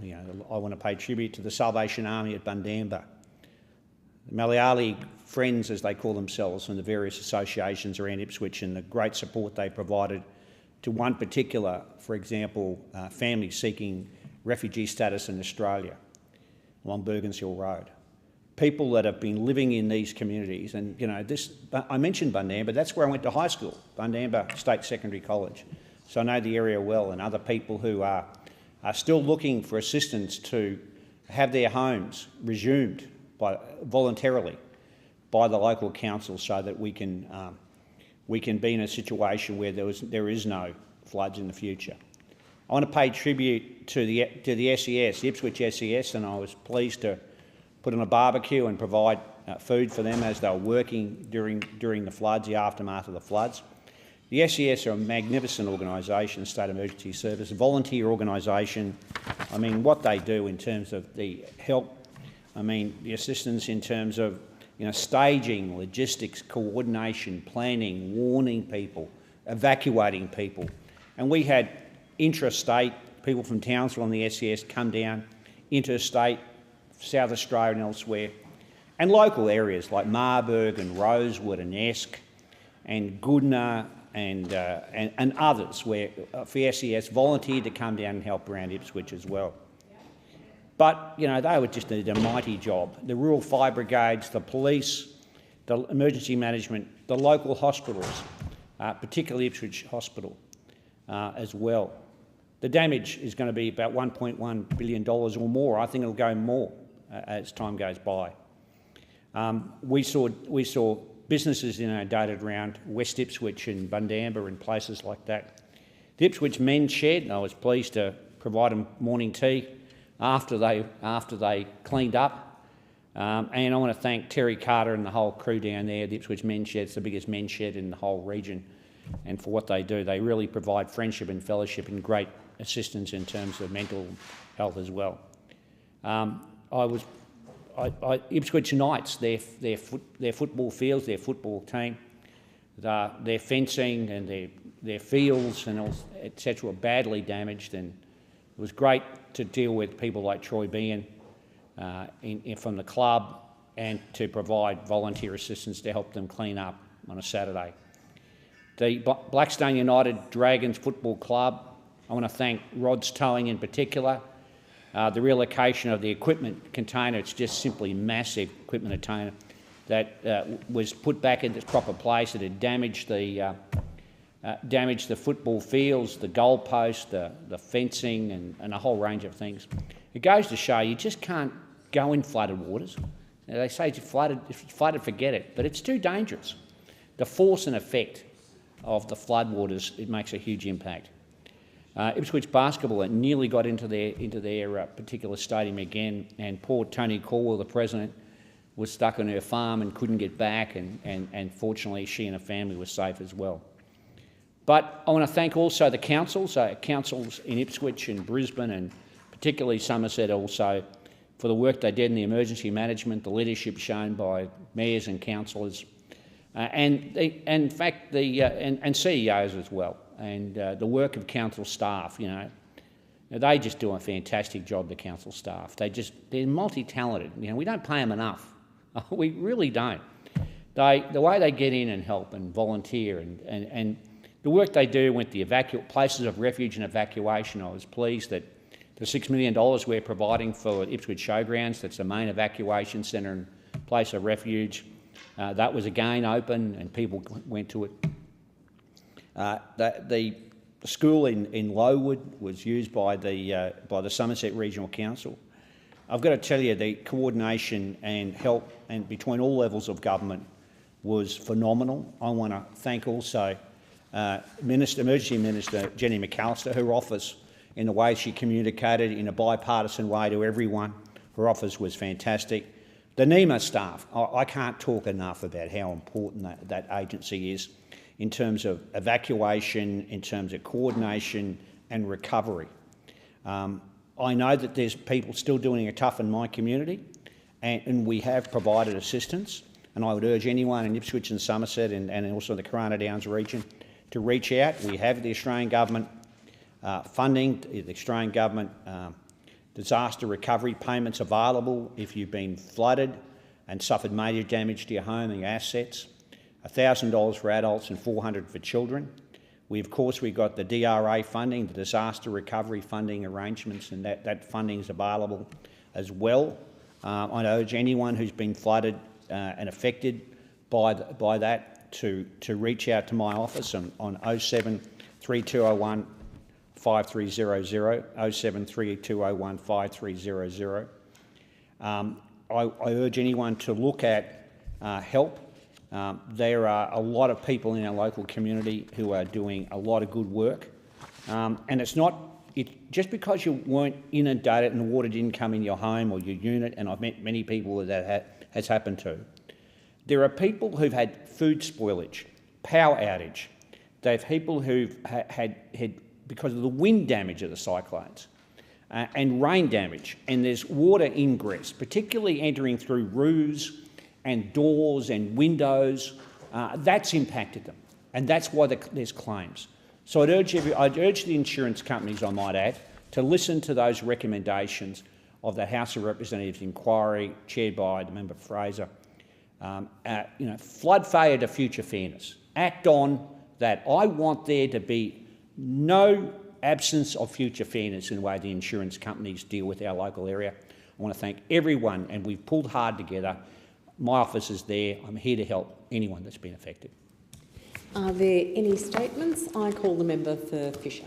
Thanks, Madam Deputy Speaker. And I rise in support of the Sunshine Coast locals that have endured the clean-up, the difficulties as a result of ex-tropical cyclone Alfred, which made landfall on the 8th of March 2025.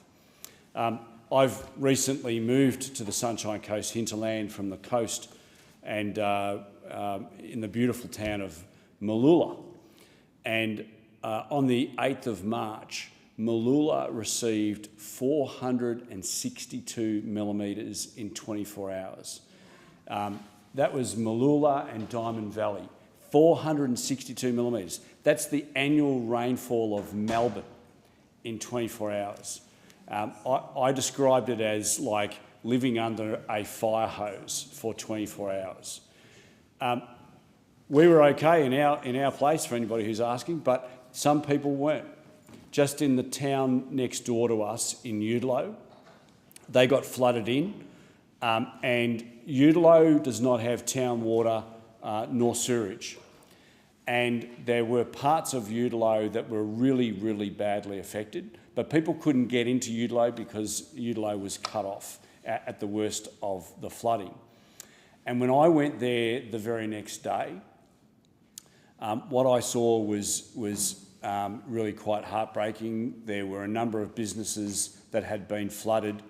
There were homes that were flooded, and because there's no town water or sewerage, they had septic tanks that popped out of the ground, spilling and leaking raw sewage into people's homes.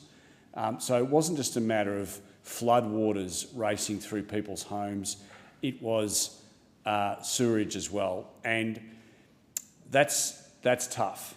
And the affected people, I door-knocked all of the homes that had been impacted upon. I thankfully was able to muster a team of volunteers that helped me, help people in Udalo to clean up. And I want to give them a shout out. And I hope I don't forget their names. But there was Sam Elms, Deb Taylor, Pat Cleary, Cameron Radats, and there was a gentleman that I hadn't met before, and I can't remember his name, but you helped take stuff to the rubbish in your ute, and you know who you are. I'm sorry I don't remember your name, but it was that community spirit that brought people together and helped the people of Udalo. I want to send a big shout out to Neil Heinrich from Chili Bins.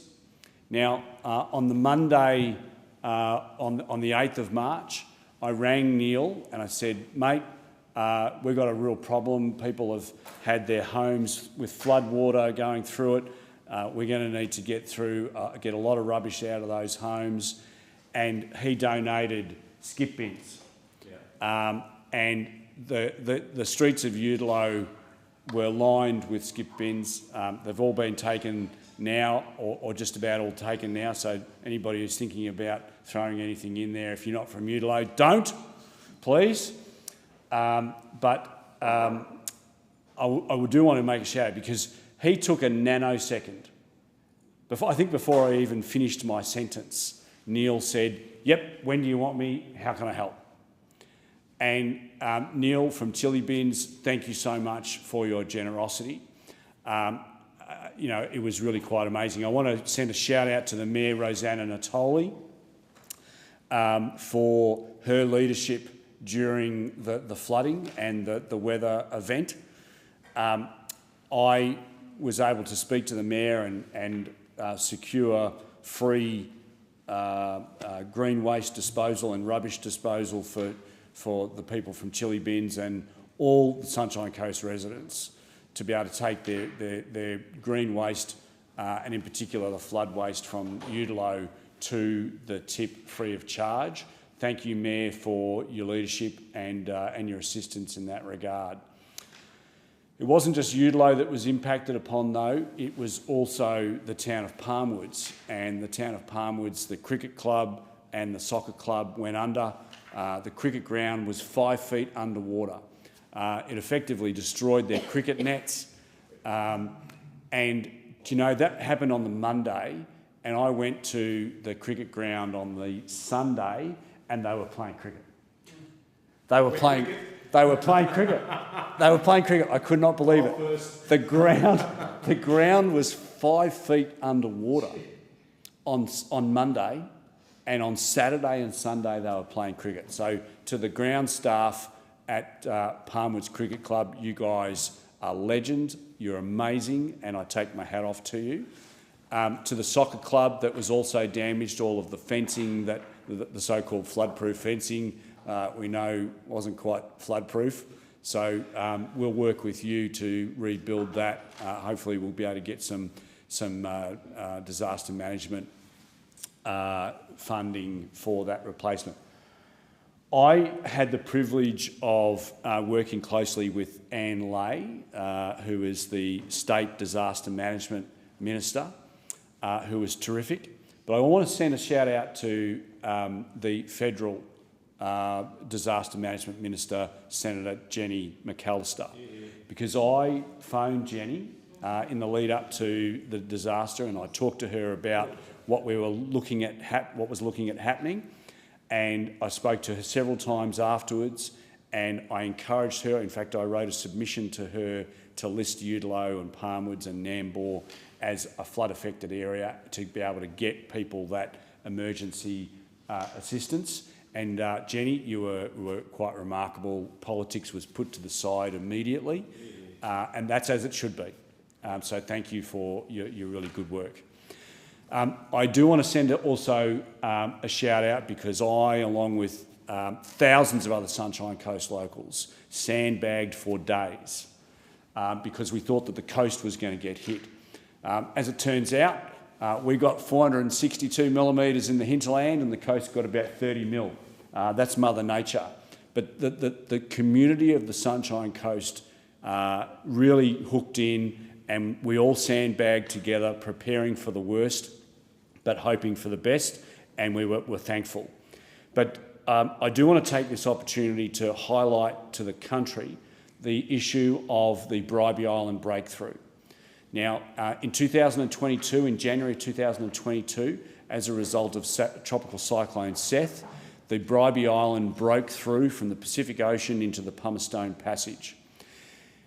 For more than 3,000 years, the Bribie Island has protected areas like Golden Beach from storm inundation.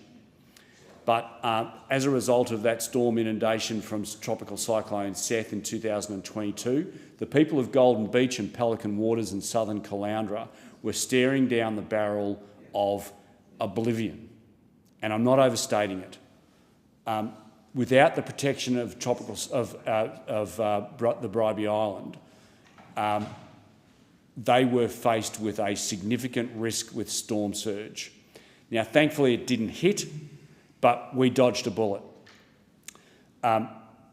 We, as a collective, need to ensure that we do whatever we can to restore Bribie Island, to ensure that the people who live in Golden Beach and Pelican Waters and Caloundra South, the south of Caloundra, are not impacted by future storms. We know a cyclone impacts this area every 4 years.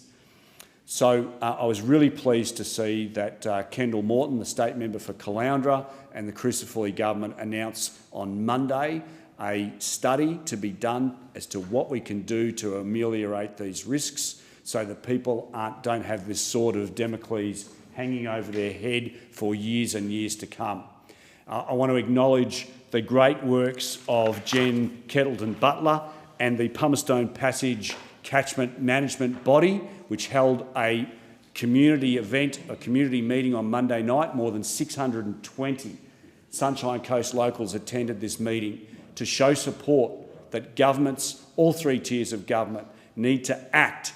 And we need to act now, or as soon as we get the results of this study, to see what we can do to ensure that people's homes and businesses, their livelihoods, are protected. And I will do whatever I can whilst I am in this place to ensure that if the federal government is called upon to provide financial assistance, that we do that. And I'll make that commitment that I'll do whatever I can to help. Are there any statements? And I call the member for Mallee. Thank you, Deputy Speaker. I have a few things to say about natural disasters today, and I begin by acknowledging the devastation to Queensland and... A division has been called for in the House. The proceedings are suspended to enable honourable members to attend the division. The proceedings will resume when the Chair of the Federation Chamber is resumed at the conclusion of the division or subsequent divisions.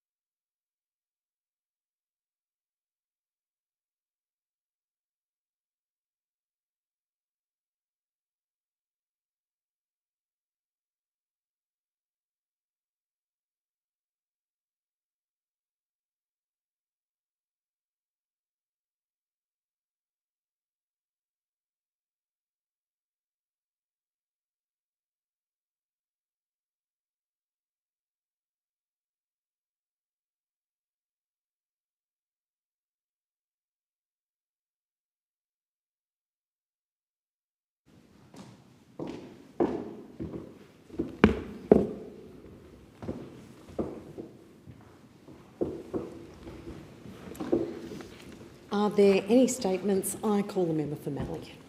Thank you, Deputy Speaker.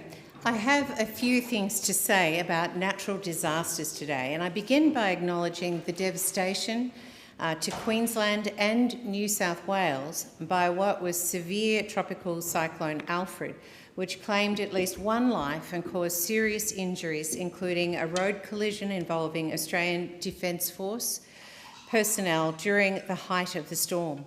The storm was remarkable because it hit the heavily populated southeast Queensland area, which is not unprecedented but has not happened for a very long time. What my constituents in Mallee have also found remarkable is that what was meant to be called Cyclone Anthony, for reasons that may be uncontroversial, or maybe they are, to avoid embarrassment to the Prime Minister, the cyclone was renamed Cyclone Alfred.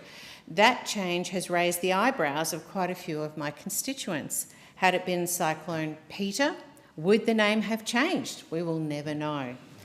My concern today is about the federal emergency management arrangements for regional Australians. And despite a Royal Commission on these matters, we seem to still have inconsistencies in how regional Australians are treated, depending on the type of disaster and depending on the state they live in.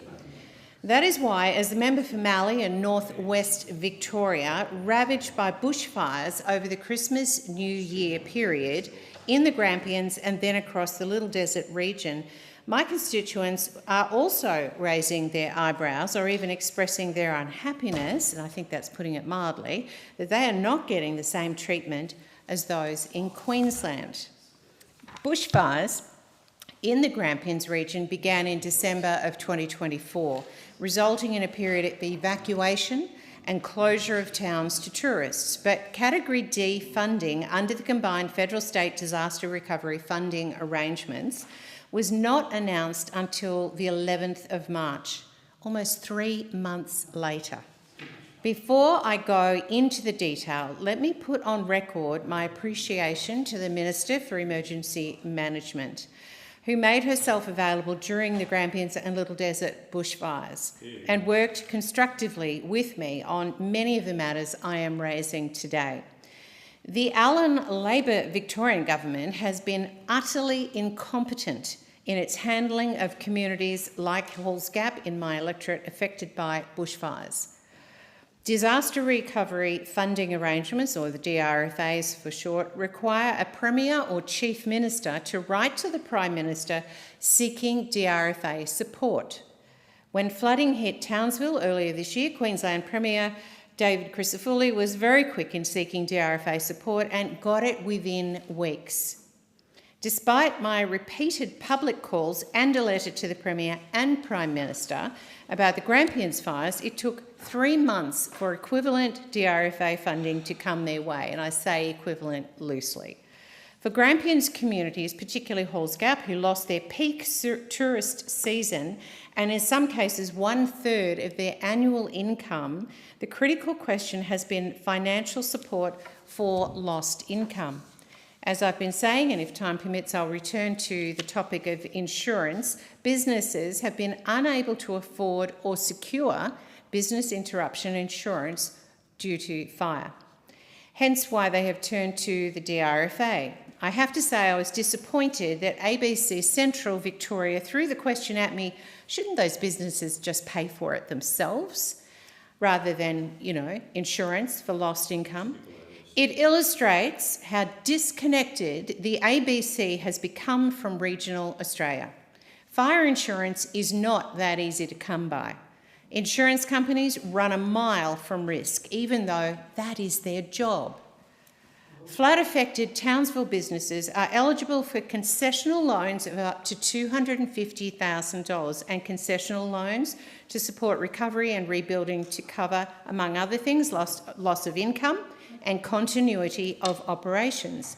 Essential working capital loans are also available up to $100,000 to help businesses cover costs like salaries, wages, creditors, rents and rates. Now, I don't know how much of that is a state government initiative, how much is DRFA, but it's the outcome that matters and the inconsistencies. I'll come to what the Albanese government has offered Grampian businesses in a moment, but remember those figures: $250,000 for Townsville flood-affected businesses in concessional loans and $100,000 in working capital loans.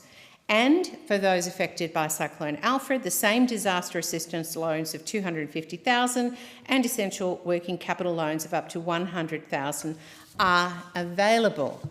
So in Queensland, under the LNP, the same outcome for flood-affected businesses that lost income or in hardship due to natural disaster. What has the Albanese government offered Halls Gap, Grampians and Western Victoria fire-affected businesses? A business bushfire recovery grant of, wait for it, $5,000. That's it. A business recovery advisory service that apparently they're spending somewhere in the vicinity of $20-odd million on. Who knows how that will operate?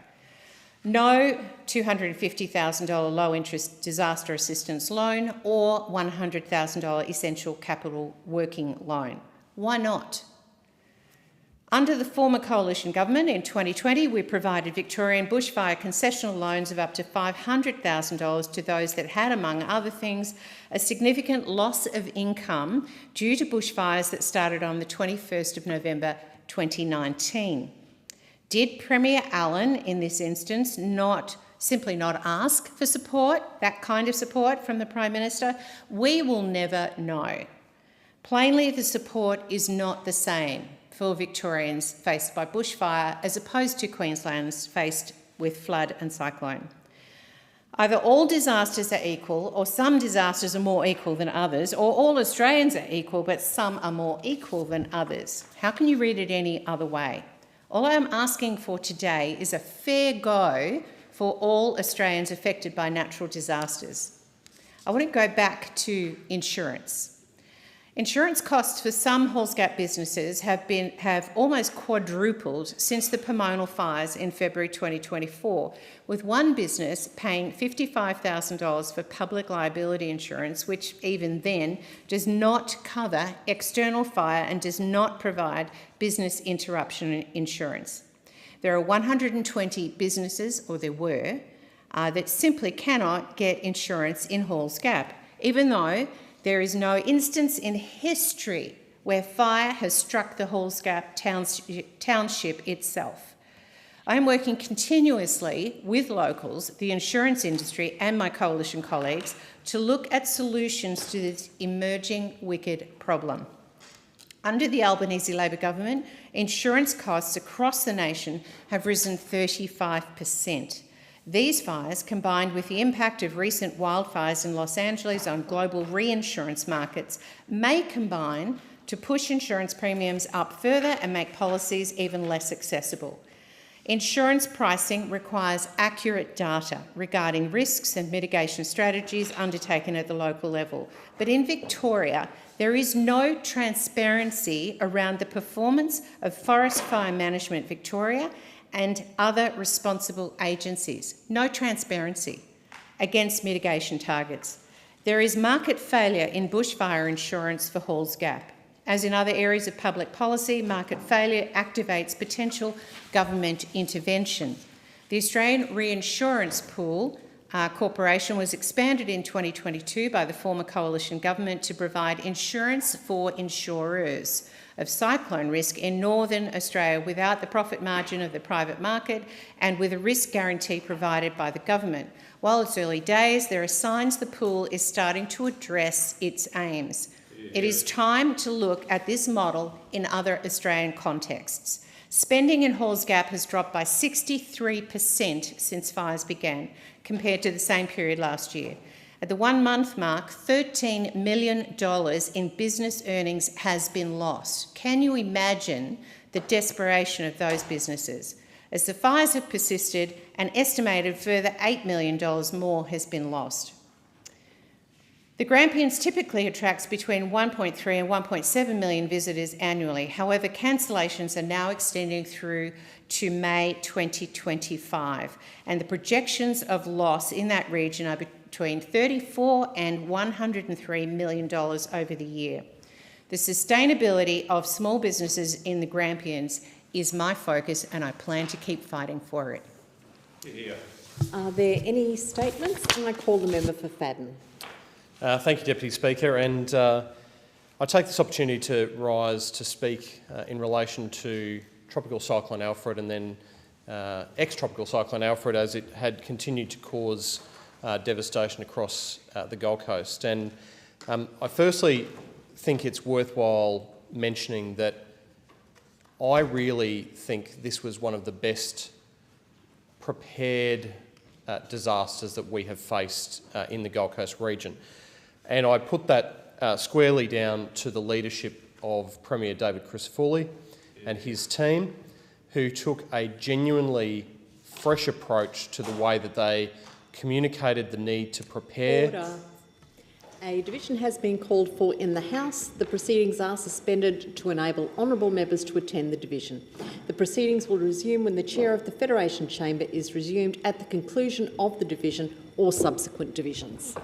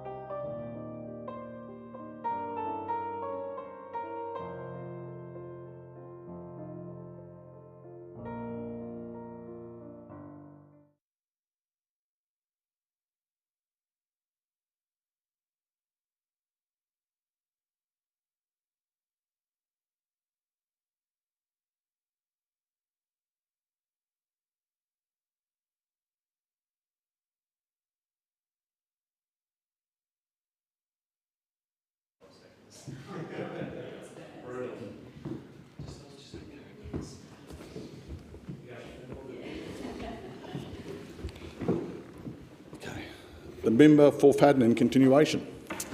Thank you, Deputy Speaker. And I was just saying how wonderful our Premier of Queensland was in the lead up particularly to this natural disaster, Tropical Cyclone Alfred.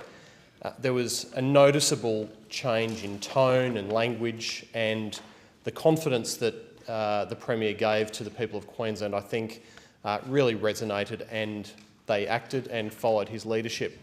And of course, I'm very fortunate the Premier is also a local member within my electorate, and we were able to go and visit some businesses in Paradise Point just to see how their preparations were going, and everyone was being very earnest in what they were doing to prepare. And then, look, next layer down, I've got to say, the work by the Gold Coast Disaster Management Unit was absolutely outstanding. And for the majority of the time, Councillor Donna Gates was, who's the Deputy Mayor at the moment, was acting Mayor and was chairing the disaster coordination, and she did an absolutely outstanding job during that period of time. And then, of course, when Mayor Tate returned from leave, he then took over that role. But to Councillor Gates, to CEO Tim Baker, Gold Coast City Disaster Management Manager Mark Ryan, Local Recovery Coordinator Kath Drinkwater, they absolutely did a stellar job. And I was fortunate enough to visit the Disaster Management Centre with the Leader of the Opposition, Peter Dutton, and also my colleague, the member from Moncrief, and see the operations in full swing. And for those of you who are familiar with the way that disaster preparedness and recovery and response activities are, you can ramp up from virtually no staff in that building to hundreds of people working in a coordinated way and in a very effective way in a quick period of time. And to see the level of activity, the level of energy and the way that the teams were going about doing their work was extremely impressive. And I also just wanted to give a shout out to the Energex workers, to the first responders, the police, the ambulance, the SES. They all played an enormously important role in responding to this event and in the recovery that followed. And as I walked around the Disaster Management Centre, I was fortunate enough to see many of my old council friends there, because the council staff are effectively the backbone of what goes on. And so we have planners, we have engineers. I saw, for example, Trish Apps, who was there in the deputy role, Jeremy Wagner, who's a planner, Alicia Swain, who's one of the senior managers, all doing their bit to contribute to the way that this disaster was prepared for and responded to. And I went out to the car park and I bumped into some of the work crews who'd been out all night for many nights in a row, putting out road closure signs, cutting down debris and trees and making roads and pathways safe. And to those guys and girls who are out there with chainsaws and signs and sandbags in the rain, thank you for what you do, because that makes an enormous amount of difference to the way that all of our residents feel as these events unfold. And we were very fortunate because the impact probably wasn't as severe as what was expected. But that's not to say we weren't impacted. We were still struck by major flooding, erosion. We had days and days of loss of power, loss of internet, mobile phone services, and of course school closures. And for many people in my electorate, this was only just over a year after a very nasty tornado that ripped through on Christmas Day the year before. And so this was all too much too soon, to be quite honest, for many of my residents. And but we got there.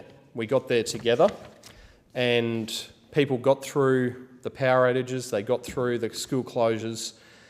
We went for days where there wasn't milk and bread on the supermarket shelves. I must say thank you to my dear friends Sam and Greg, who are our neighbours, who split a generator across our dividing fence between our two properties. That is the kind of thing that got everyone through this time round, and people took the preparation very earnestly, and I think that paid off. We shouldn't lose sight of the impact that this event had on many of our schools and our school children.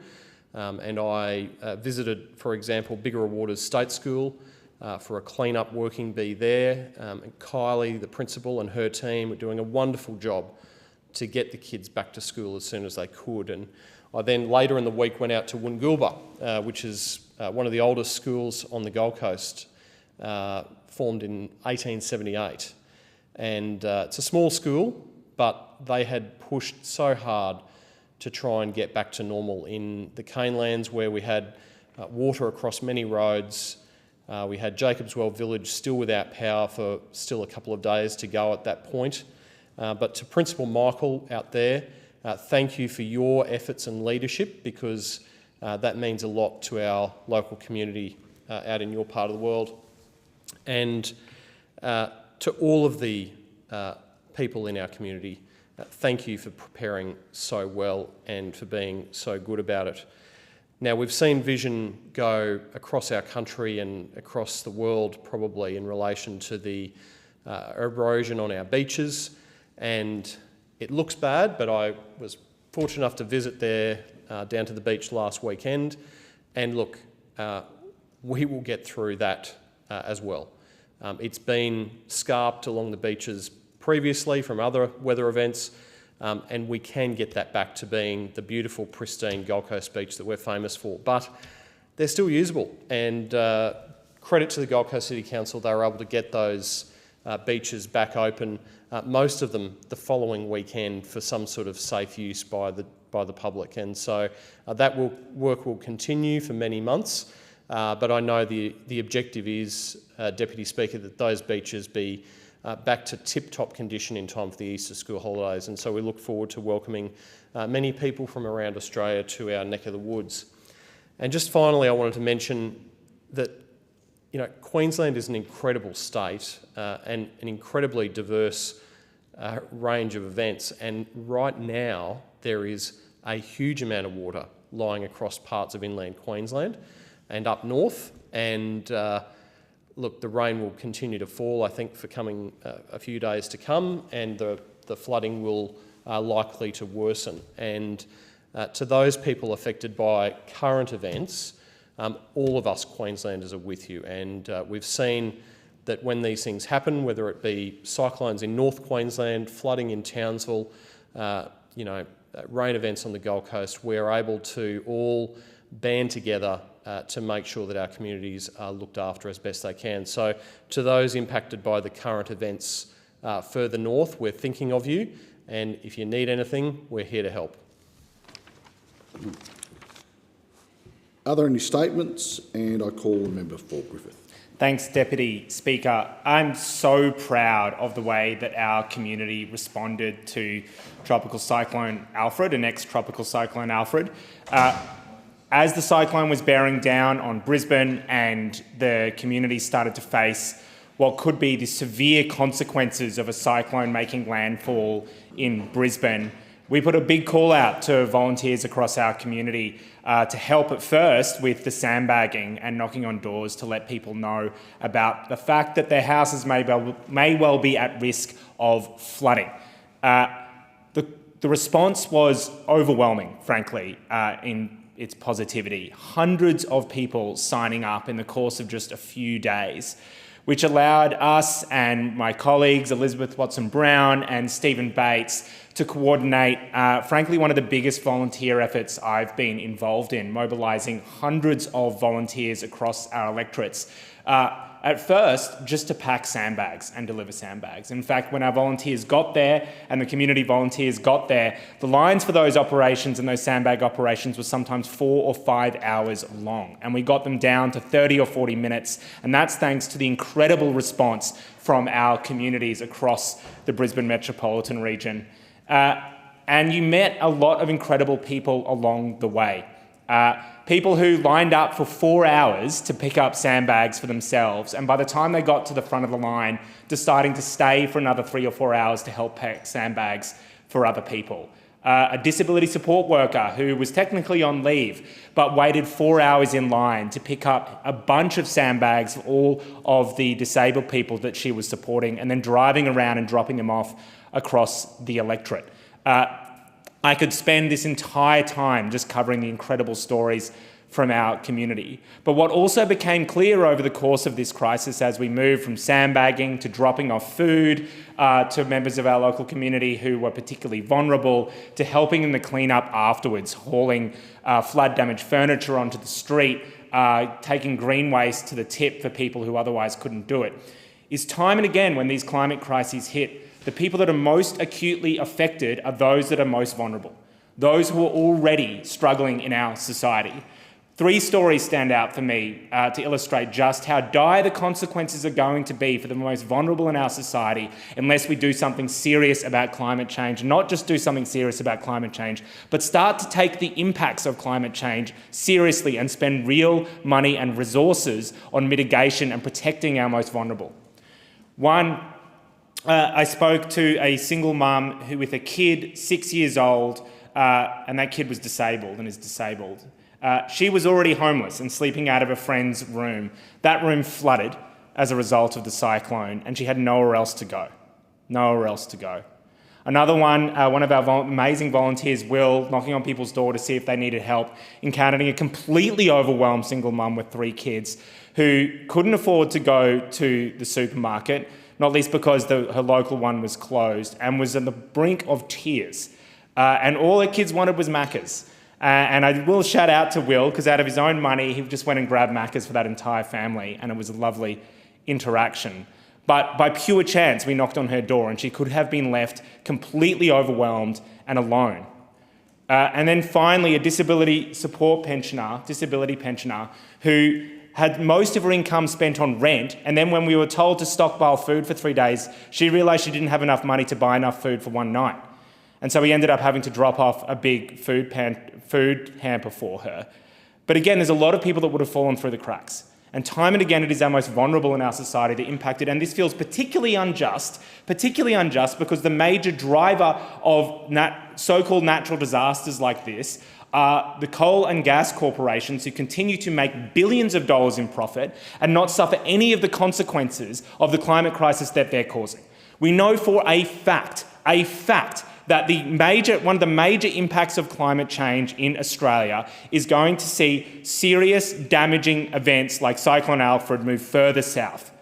The coral sea temperatures where Cyclone Alfred formed in January and February were at record highs. Record highs. The temperature that you need for a cyclone to sustain itself is over 26.5 degrees. 26.5 degrees. And for one of the first times ever, that's where the sea temperatures off the coast of Brisbane. We know for a fact that scientists say that as a result of climate change, cyclones are going to be more intense, they are going to come further south, they are going to move slower, they are going to hold more energy, and they are going to dump more rain. We know for a fact that warming temperatures are going to see the atmosphere hold more moisture and dump more rain when we have these events, just like Queensland may well be facing again as we speak. And again, the consequences are borne by the most vulnerable and working people in this country, while coal and gas billionaires and big corporations make off like bandits. And it bears repeating again and again and again. Australia is the second largest exporter of fossil fuels in the world. In this budget, there is $50 billion of tax handouts for fossil fuels. $50 billion. Coal and gas corporations often get away with paying $0 in tax, and this government has approved over 30 new coal and gas projects directly contributing to the climate crisis that is going to make things like Cyclone Alfred more frequent and more common. What will it take? What will it take, genuinely, for this government and for both sides of politics to wake up to the fact that Australia will be one of the most harshest hit when it comes to climate disasters and climate change and global warming. And it is being driven by both sides of politics' refusal to face up to the fact that it is coal and gas driving this crisis. It is coal and gas profiting off. It is coal and gas that is donating to the major political parties. And it is coal and gas that seems to run the policy of both major parties when it comes to climate change. Are there any statements? And I call the member for Ryan. Thank you very much, Deputy Speaker. 2025, and here we are again. Can you believe it? I realised to my horror last year that it was exactly 50 years since I started uni, 1974, that was certainly a big year for Brisbane and for me personally. I started studying at UQ that year. The Brisbane River had flooded a week before we were meant to start uni. The first huge Brisbane River flood that I witnessed in my lifetime, and I remember that like it was yesterday. I remember just how devastating that flood was for all of Brisbane, but especially for my place, my electorate of Ryan. It was truly, truly devastating, and the memory lingers.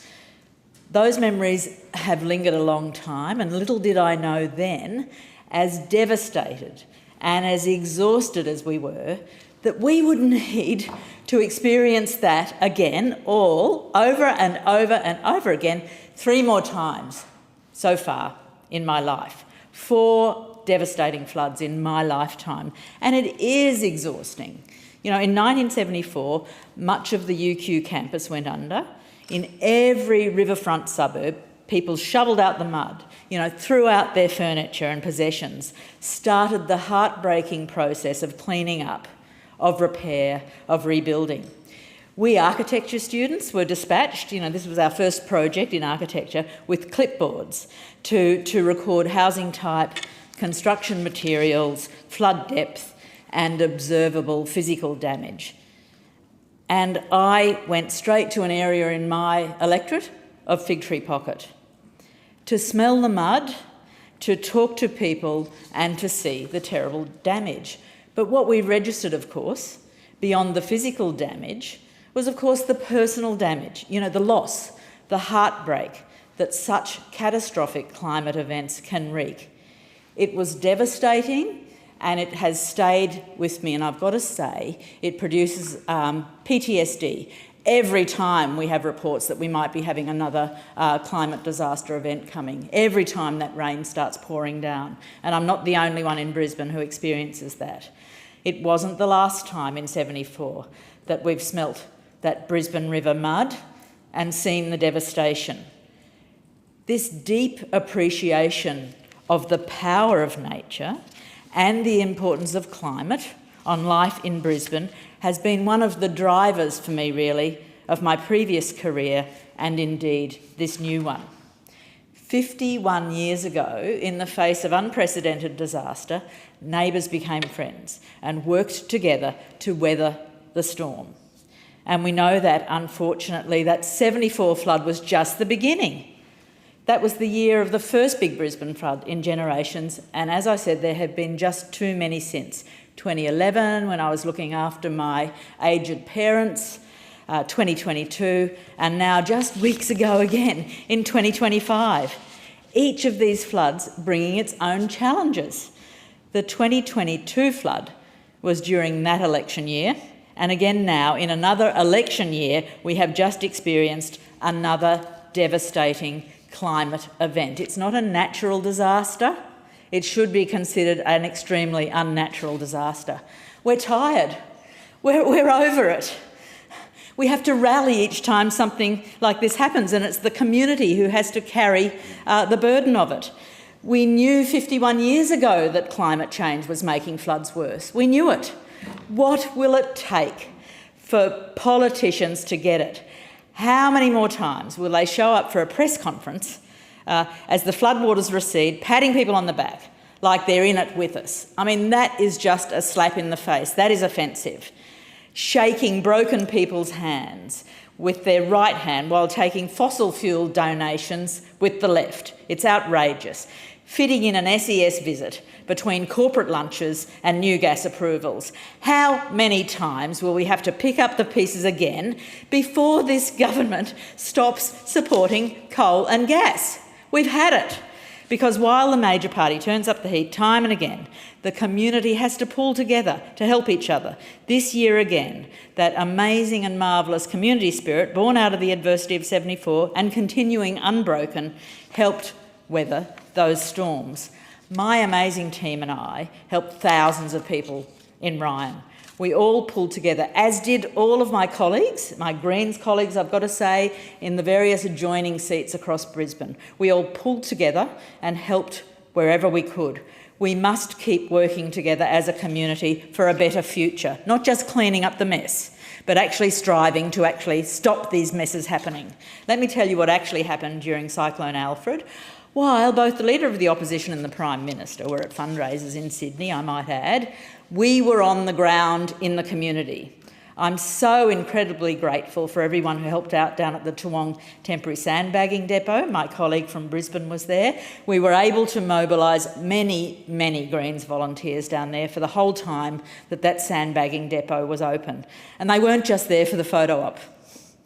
Their efforts and the efforts of other volunteers from the community reduced the wait times from several hours down to around 30 minutes because we got organised there. Many of those volunteers there were doing 10 or 12-hour shifts, multiple days on end. There are hundreds, if not thousands, of people in Brisbane who got sandbags thanks to the efforts of those volunteers. We also coordinated deliveries of sandbags to those who couldn't otherwise get them themselves. And I was really struck by the story of one man who lives along Moggle Creek and was flooded in 2022, who left his property in Brisbane a few days before the cyclone was predicted to hit, and we had more warning this time, I've got to say, resigned to the fact that his property would inevitably be flooded again. But he heard that our volunteers were able to get sandbags to him, so he actually came back to Brisbane to place them around his property and protect the entrances to his house. There are countless other stories like that. My office alone responded to about 80 to 100, actually, call-out requests. Some of them are still happening. We're helping with the clean-up to this day. That simply would not have been possible if the community hadn't mobilised so well during this time. And there were incredible shows of solidarity as well. Just one example, a woman came back after celebrating iftar with her family to give all the volunteers sandbagging at Toowong homemade fried rice to actually thank them. People were so grateful. A group of 30 people from a nearby apartment block came and sandbagged together. Apparently one of the residents asked if anyone wanted to help out over the apartment intercom, and someone had a ute, so they came down and filled up 3 loads for their neighbours. It was this amazing community spirit that was brought out in this disaster. This is climate change. We are living it. The science is clear. Climate change is causing warmer oceans, which in turn means more frequent high-intensity rain events, more frequent floods, and it means more intense cyclones that are fuelled by warmer waters, as my colleague from Griffith just outlined. These weather events are directly fuelled by the major parties approving more coal and gas mines that will continue to warm our planet and our oceans. That is a disaster, and we need to deal with that disaster right now. Thank you. Are there any statements? I call a member for Brisbane. Thank you, Deputy Speaker. Well, I just want to start by saying from the bottom of my heart, I want to thank the people in Brisbane for their help preparing and recovering from Cyclone Alfred. In the wake of heavy wind and flooding, I want to extend my deepest gratitude to every individual, volunteer, organisation that stepped up. The resilience, community spirit and unwavering dedication were truly inspiring. In the 2 weeks that followed the heavy wind and rain, here's some of what we were able to achieve through my electorate office. We had 158 volunteers, 223 volunteer shifts, 892 volunteer hours.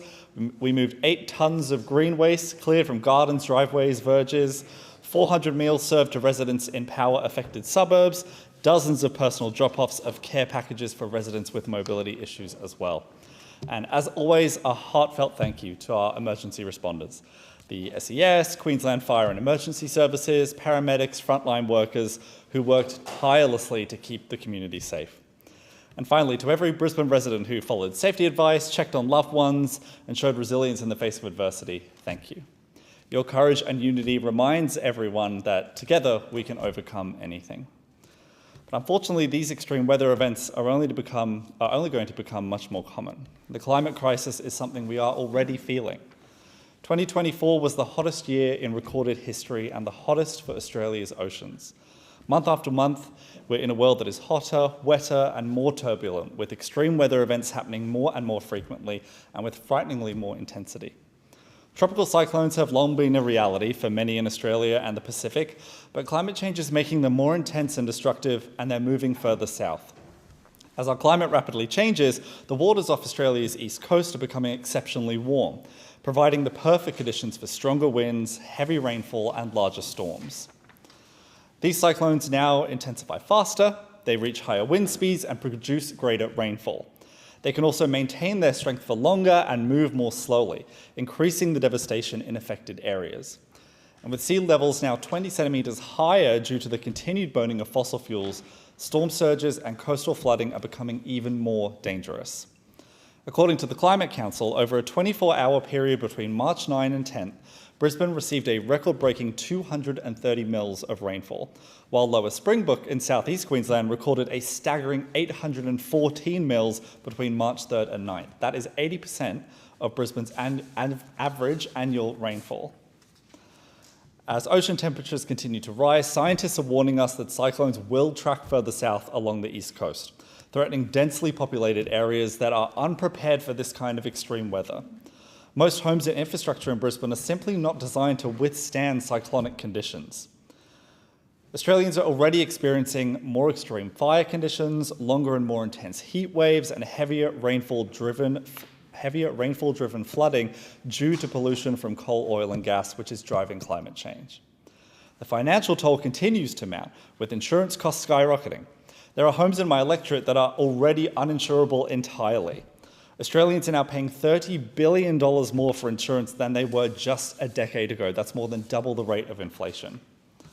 Families, renters and retirees shouldn't have to pay skyrocketing insurance premiums for a climate crisis that they did not cause.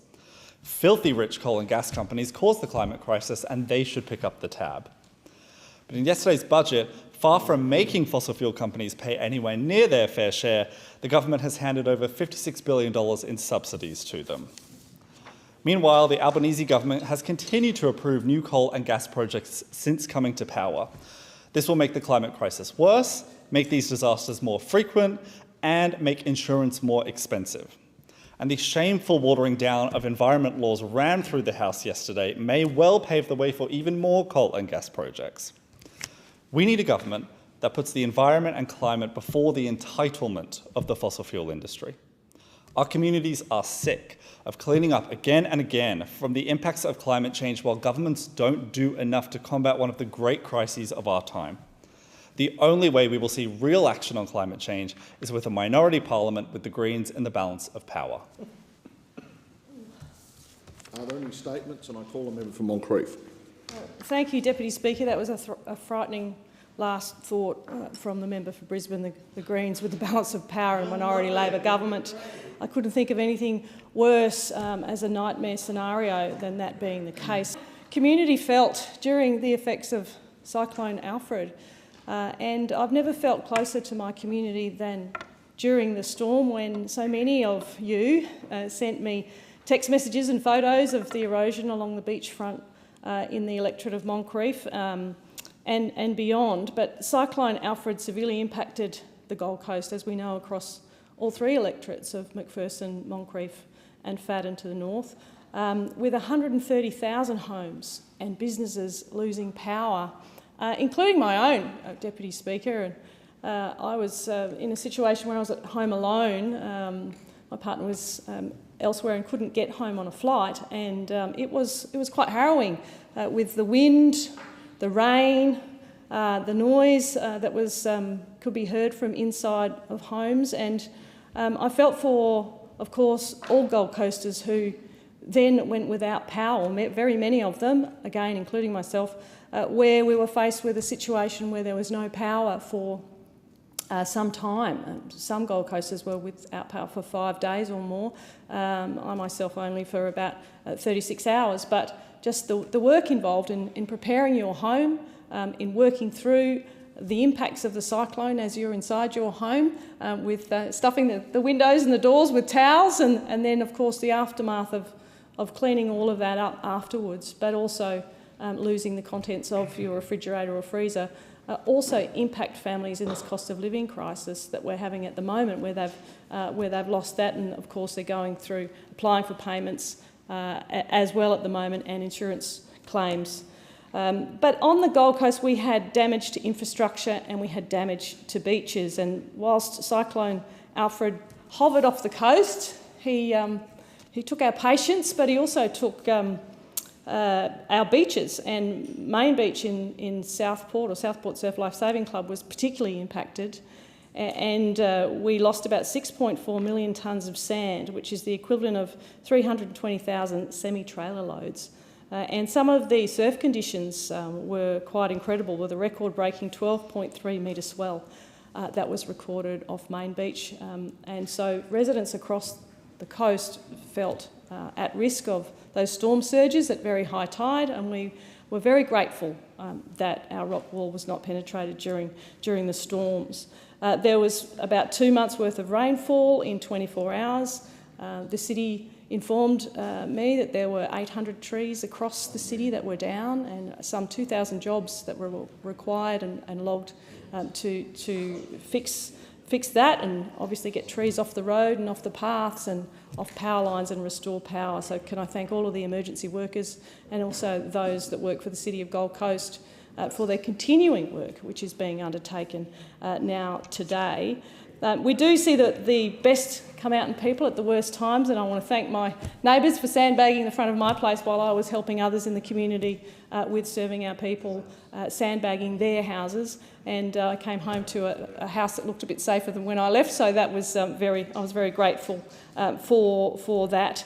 I did convene a community cabinet, a Moncrieff community cabinet, before the storms to speak with my faith leaders across my electorate, and also not-for-profit community organisations, so that we could help the city with a list of resources that we could put forward that they could use in terms of meeting rooms or community halls, those sorts of things, for additional resources to the city. So I want to thank my community cabinet for coming together before and again after I convened a meeting so that we could discuss how we could improve, but also discuss the medium to long-term recovery of our community and how we could best help with food security and other measures. I want to praise the City of Gold Coast for the preparation and the recovery work, and I also want to assure Australians that the beach recovery is well underway. In fact, it's changing daily, and our city's mayor has outlined that we'll be ready absolutely by Easter for our tourists to return to our pristine beaches, and of course our theme parks and tourism attractions, which is so very important to jobs and to hospitality businesses and tourism businesses on the Gold Coast. We have a Love Gold Coast campaign that the city's launched, spend $50 and get $50 to be used across accommodation, experiences and dining providers. I also want to commend Premier Crisafulli for his very strong messaging, his clear and concise communication that left no doubt, particularly for schools, for example, when they were closing, when they were able to reopen, how the state was helping with the SES volunteers, volunteers and with the SES. So very, very important that that messaging was clear, and that was a clear message that I got back from schools in the following days when I was visiting schools and welcoming students back to school. I also want to thank the Leader of the Opposition for coming to the Gold Coast and meeting at the Disaster Management Centre with the member for Fadden and with some local councillors, including the Mayor, Tom Tate, Deputy Mayor Donna Gates as well. I want to thank them for the time, thank him for his time on the Gold Coast, coming to visit us, interacting with all of those people that were working at the Disaster Centre. It's been a difficult time for many Gold Coasters, and we're still recovering. Our economy, of course, also is suffering, so I would encourage all of you to stay at home at Easter if you're a Gold Coaster. I certainly will be staying at home and enjoying the benefits of being a Gold Coast resident with our fantastic dining offers, with our tourism experiences, everything from jet skis and boats and sailing and surf clubs along the beach. I've certainly got 9 of those in the electorate of Moncrieff, and they really need your support at this time so that they can get back up on their feet and continue the work that they do to save lives on our beaches. To the faith leaders and those not-for-profit organisations in Moncrieff and the wider Gold Coast, thank you for what you do every day to help those families who are struggling with, particularly right now, food security, with paying their electricity bills, and also paying their mortgages whilst trying to recover from the adverse effects of Cyclone Alfred that are wide and far across the Gold Coast. And I will just finish by saying, if you need any extra support, if you're not sure where to turn, please feel free to contact my office and my team will put you in touch with someone who can help you directly on the ground. If you need some volunteers to help you clean something up, or you need to move some furniture, or whatever it is that you need done as an impact of Cyclone Alfred, please reach out to us and we will help you in any way that we can. Thank you. Are there any statements? And I call a member for Bowman. Thank you, Deputy Speaker. It's a fantastic opportunity to be able to put on the record my thanks to so many in my community who were able to respond to Tropical Cyclone Alfred. Of all the things that I anticipated I would have to deal with as a federal MP for my area, a tropical cyclone in South East Queensland certainly wasn't one of them. We saw flooding, we saw strong winds, we saw trees coming down, massive blackouts across our community, mobile blackouts as well.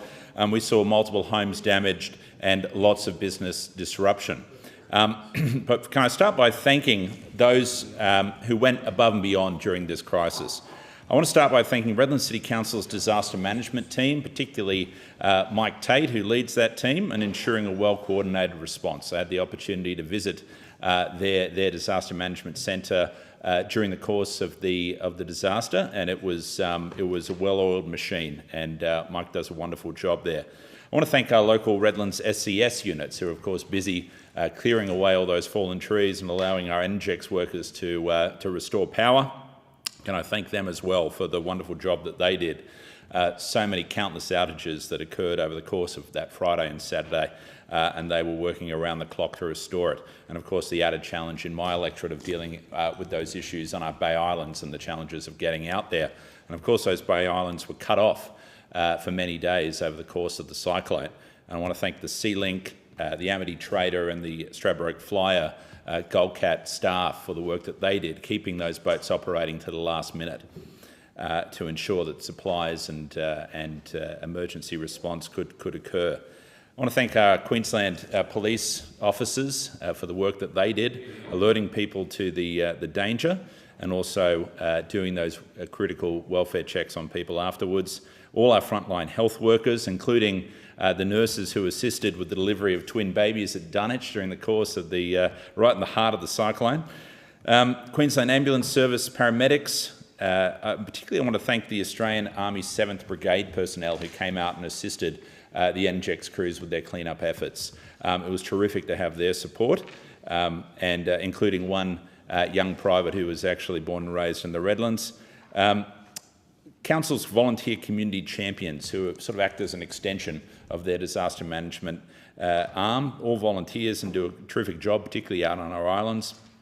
I want to thank local church groups who offered shelter and support and recovery assistance. The Rock Christian Church in Capalaba in particular, they were acting effectively as a evacuation centre at a time when Council's evacuation centre had to be evacuated due to a tree falling on it. Redlands Community Centre, Champions Support Services and other support services, they were a lifeline for many during not just the lead up to the disaster but also in the recovery efforts. And the crews of the Marine Rescue Queensland units at Dunwich, at Raby Bay, at Victoria Point and at Redland Bay, who were providing all sorts of support in moving supplies back and forth after the commercial operations had ceased. At Queensland Fire Department volunteers. And I want to thank Andrew Johnson and his team at the Bureau of Meteorology as well. The fact that they were able to pick this thing when it was way out in the sea, and that the fact that it was going to come back gave us lots of warning. And Andrew was a true professional in his efforts to keep MPs updated over the course of that week. I also want to thank the National Emergency Management Agency staff for coordinating the resources and the response efforts of the federal government. And there are many others that I want to thank, but I want to thank Minister McAllister as well. She did a terrific effort and was more than happy to take my calls at all hours and provide my community with the support that it needs. I want to thank my state colleagues, Rebecca Young, Amanda Stoker, Russell Field, and all the councillors within the Redland City Council area for the efforts that they put in. It was a phenomenal effort from all in response to quite an unusual situation. And while we've got a few moments, I wanted to touch on some of the lessons that I think policymakers should be taking away from this situation. I think we need more funding for island resilience. I'm pleased that disaster recovery and hardship support has been made available, but immediate relief isn't going to be enough. We need a long-term plan, especially for our island communities, which are amongst the hardest hit. They've got growing populations, they've got, they need stronger infrastructure, they need disaster mitigation work, and my LNP state colleagues and I will be pushing for a Redlands Community Recovery Fund and business recovery grants to support those out on the islands. We can't allow makeshift housing to continue. Cyclone Alfred exposed the dangers of makeshift housing on our islands. We cannot allow people living in uninsurable, unsafe dwellings on public land in flood-prone areas like we have seen on North Stradbroke Island. Many of those homes lack basic services and are constantly at risk of disaster. A long-term solution is needed, one that ensures safe, legal and affordable housing for all residents. We also need to sort out the national messaging system. Unfortunately, we had a situation where Redland City Council had to issue a take shelter warning many hours before they actually wanted to. And I think this, the fact that this new system hasn't been up and running and isn't expected to be up and running until 2027, I think we need to fast track that as much as possible. The other lesson I think that needs to be taken away from policymakers is the need for more hardening and more resilience and more backup for our telecommunications infrastructure. After Alfred, mobile networks failed across the Redlands, cutting off emergency communication when people needed it most. Now, I've been working to improve mobile infrastructure over the course of my term, but reliable mobile coverage isn't just a luxury anymore. It's now a lifeline, and I'll work with the telcos. I've had some of the telcos in my office already today talking about what we can do, what the government's response should be to ensure that this doesn't happen again. And finally, I think we need to keep an eye out for insurance price gouging.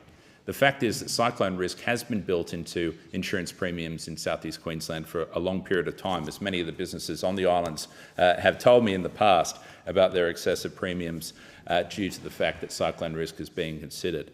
I'll be asking the Australian Prudential Regulation Authority to monitor insurers and ensure Queenslanders aren't burdened with unjustifiable increases in response to this disaster. In closing, Deputy Speaker, can I thank everyone who was involved. Can I thank the community for all the preparation that they did in the lead up to that week. I think that the work that we did saved lives, saved property, and ensured that we didn't have the significant disaster that we were anticipating earlier in the week. Thank you. Are there any statements? And I call the member for Riverina. Oh. Okay. I call a member for Warringah. Apologies, Deputy Speaker. Thank you. And I want to start off by saying a huge thank you to the many organisations and individuals who went above and beyond in assisting the local communities impacted by ex-Cyclone Alfred. It was the best of Australians that we saw, with so many communities rallying and services, more often than not volunteers, that came to the aid and support of so many communities to ensure there was that level of preparedness to try and mitigate the likely severe impact of the cyclone. I think it was really interesting to see the role the Bureau of Meteorology played in providing that early warning and the ongoing information, because of course no one controls nature and it has a mind of its own, and so that additional time that was allowed with that early warning process, which allowed for that greater preparation for so many of those communities, which highlights the importance of having that visibility, that satellite capability, that information to be able to predict when these events hit. Because unfortunately, as has been established by experts, many of predicted patterns are changing as our environment is changing and warming. And while cyclones are predicted to be less frequent, they are predicted to be much more severe when they hit as a result of fast warming water temperatures, which means we have supercharged amounts of humidity in the atmosphere, and it makes for much greater downpours of rain, but also weather events and that will hit with a severity that really puts at risk the safety of communities and will devastate them economically. The aftermath of ex-tropical cyclone Alfred is telling, and it was took even centre stage when you look at the budget recently delivered by the government, but it has to be part of our economic planning for the future. So in this aftermath, this is for one event that unravelled over the course of about a week, but the clean-up will go on for much, much longer. We see some more than 300,000 homes losing power, some 644 properties with flood damage, including 112 where it is severe damage. 97 of those have been affected by flooding in just 2022 and had not even yet been repaired. So the idea that these are individual events that will happen from time to time is simply not the reality anymore.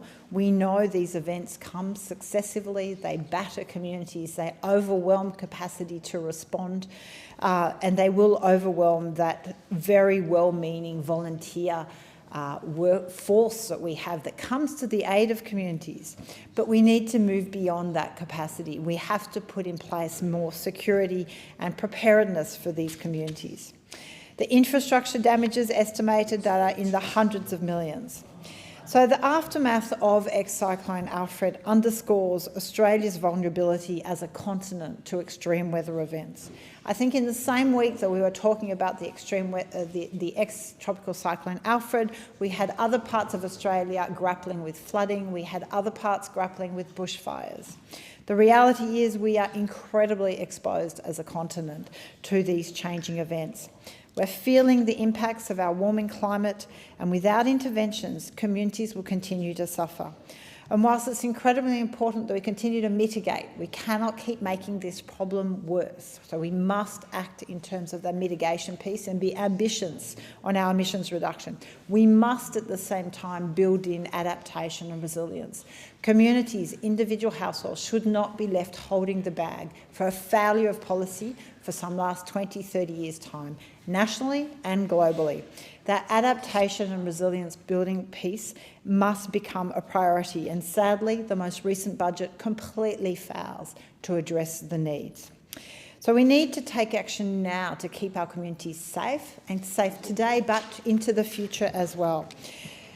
These are really big challenges, and whilst there will be a lot of focus, rightly so, on the insurance industry to make sure that those with premiums are able to fully get the benefit of having paid for so many years, the reality is that 1 in 5 Australians surveyed are underinsured or uninsured, which means when these events strike, quite a significant proportion of people within our community stand to lose nearly the complete or up to 75% of all net worth that they have accumulated during their working life, because too often it is heavily focused in the family home.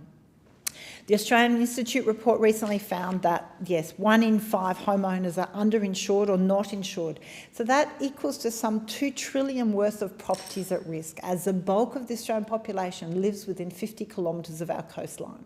So I think it really becomes an economic imperative for anyone wanting to form government to have a focus on building that resilience. We see the price of climate change is costed in risk of insurance premiums.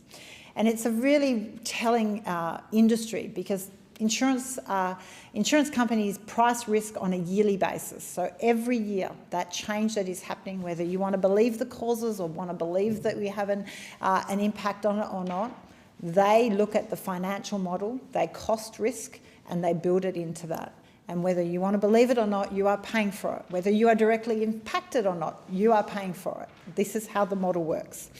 And it exposes a huge issue from an economic management for Australia. So we have to look at that and deal with it and bring everyone to the table to solve it. There must, of course, always be that real scrutiny of insurers to make sure there is no price gouging, that there is compliance and quick processing.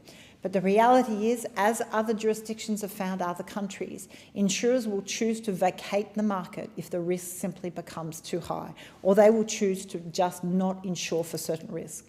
On the wake of the LA fires, we're finding that a huge proportion of people impacted there, in fact, had only very recently found themselves to be no longer have insurance, which leaves a huge problem when so much damage is caused. So it's a really high-stakes roadmap. And the ex-Cyclone Alfred highlights the urgent need for immediate action to keep communities safe against climate change. So I've called on a national framework for adaptation, which means legislating an independent climate change risk assessments every 5 years to identify and address significant climate risks, because every community will have different needs. Some communities will need cool rooms and opportunities to escape heat.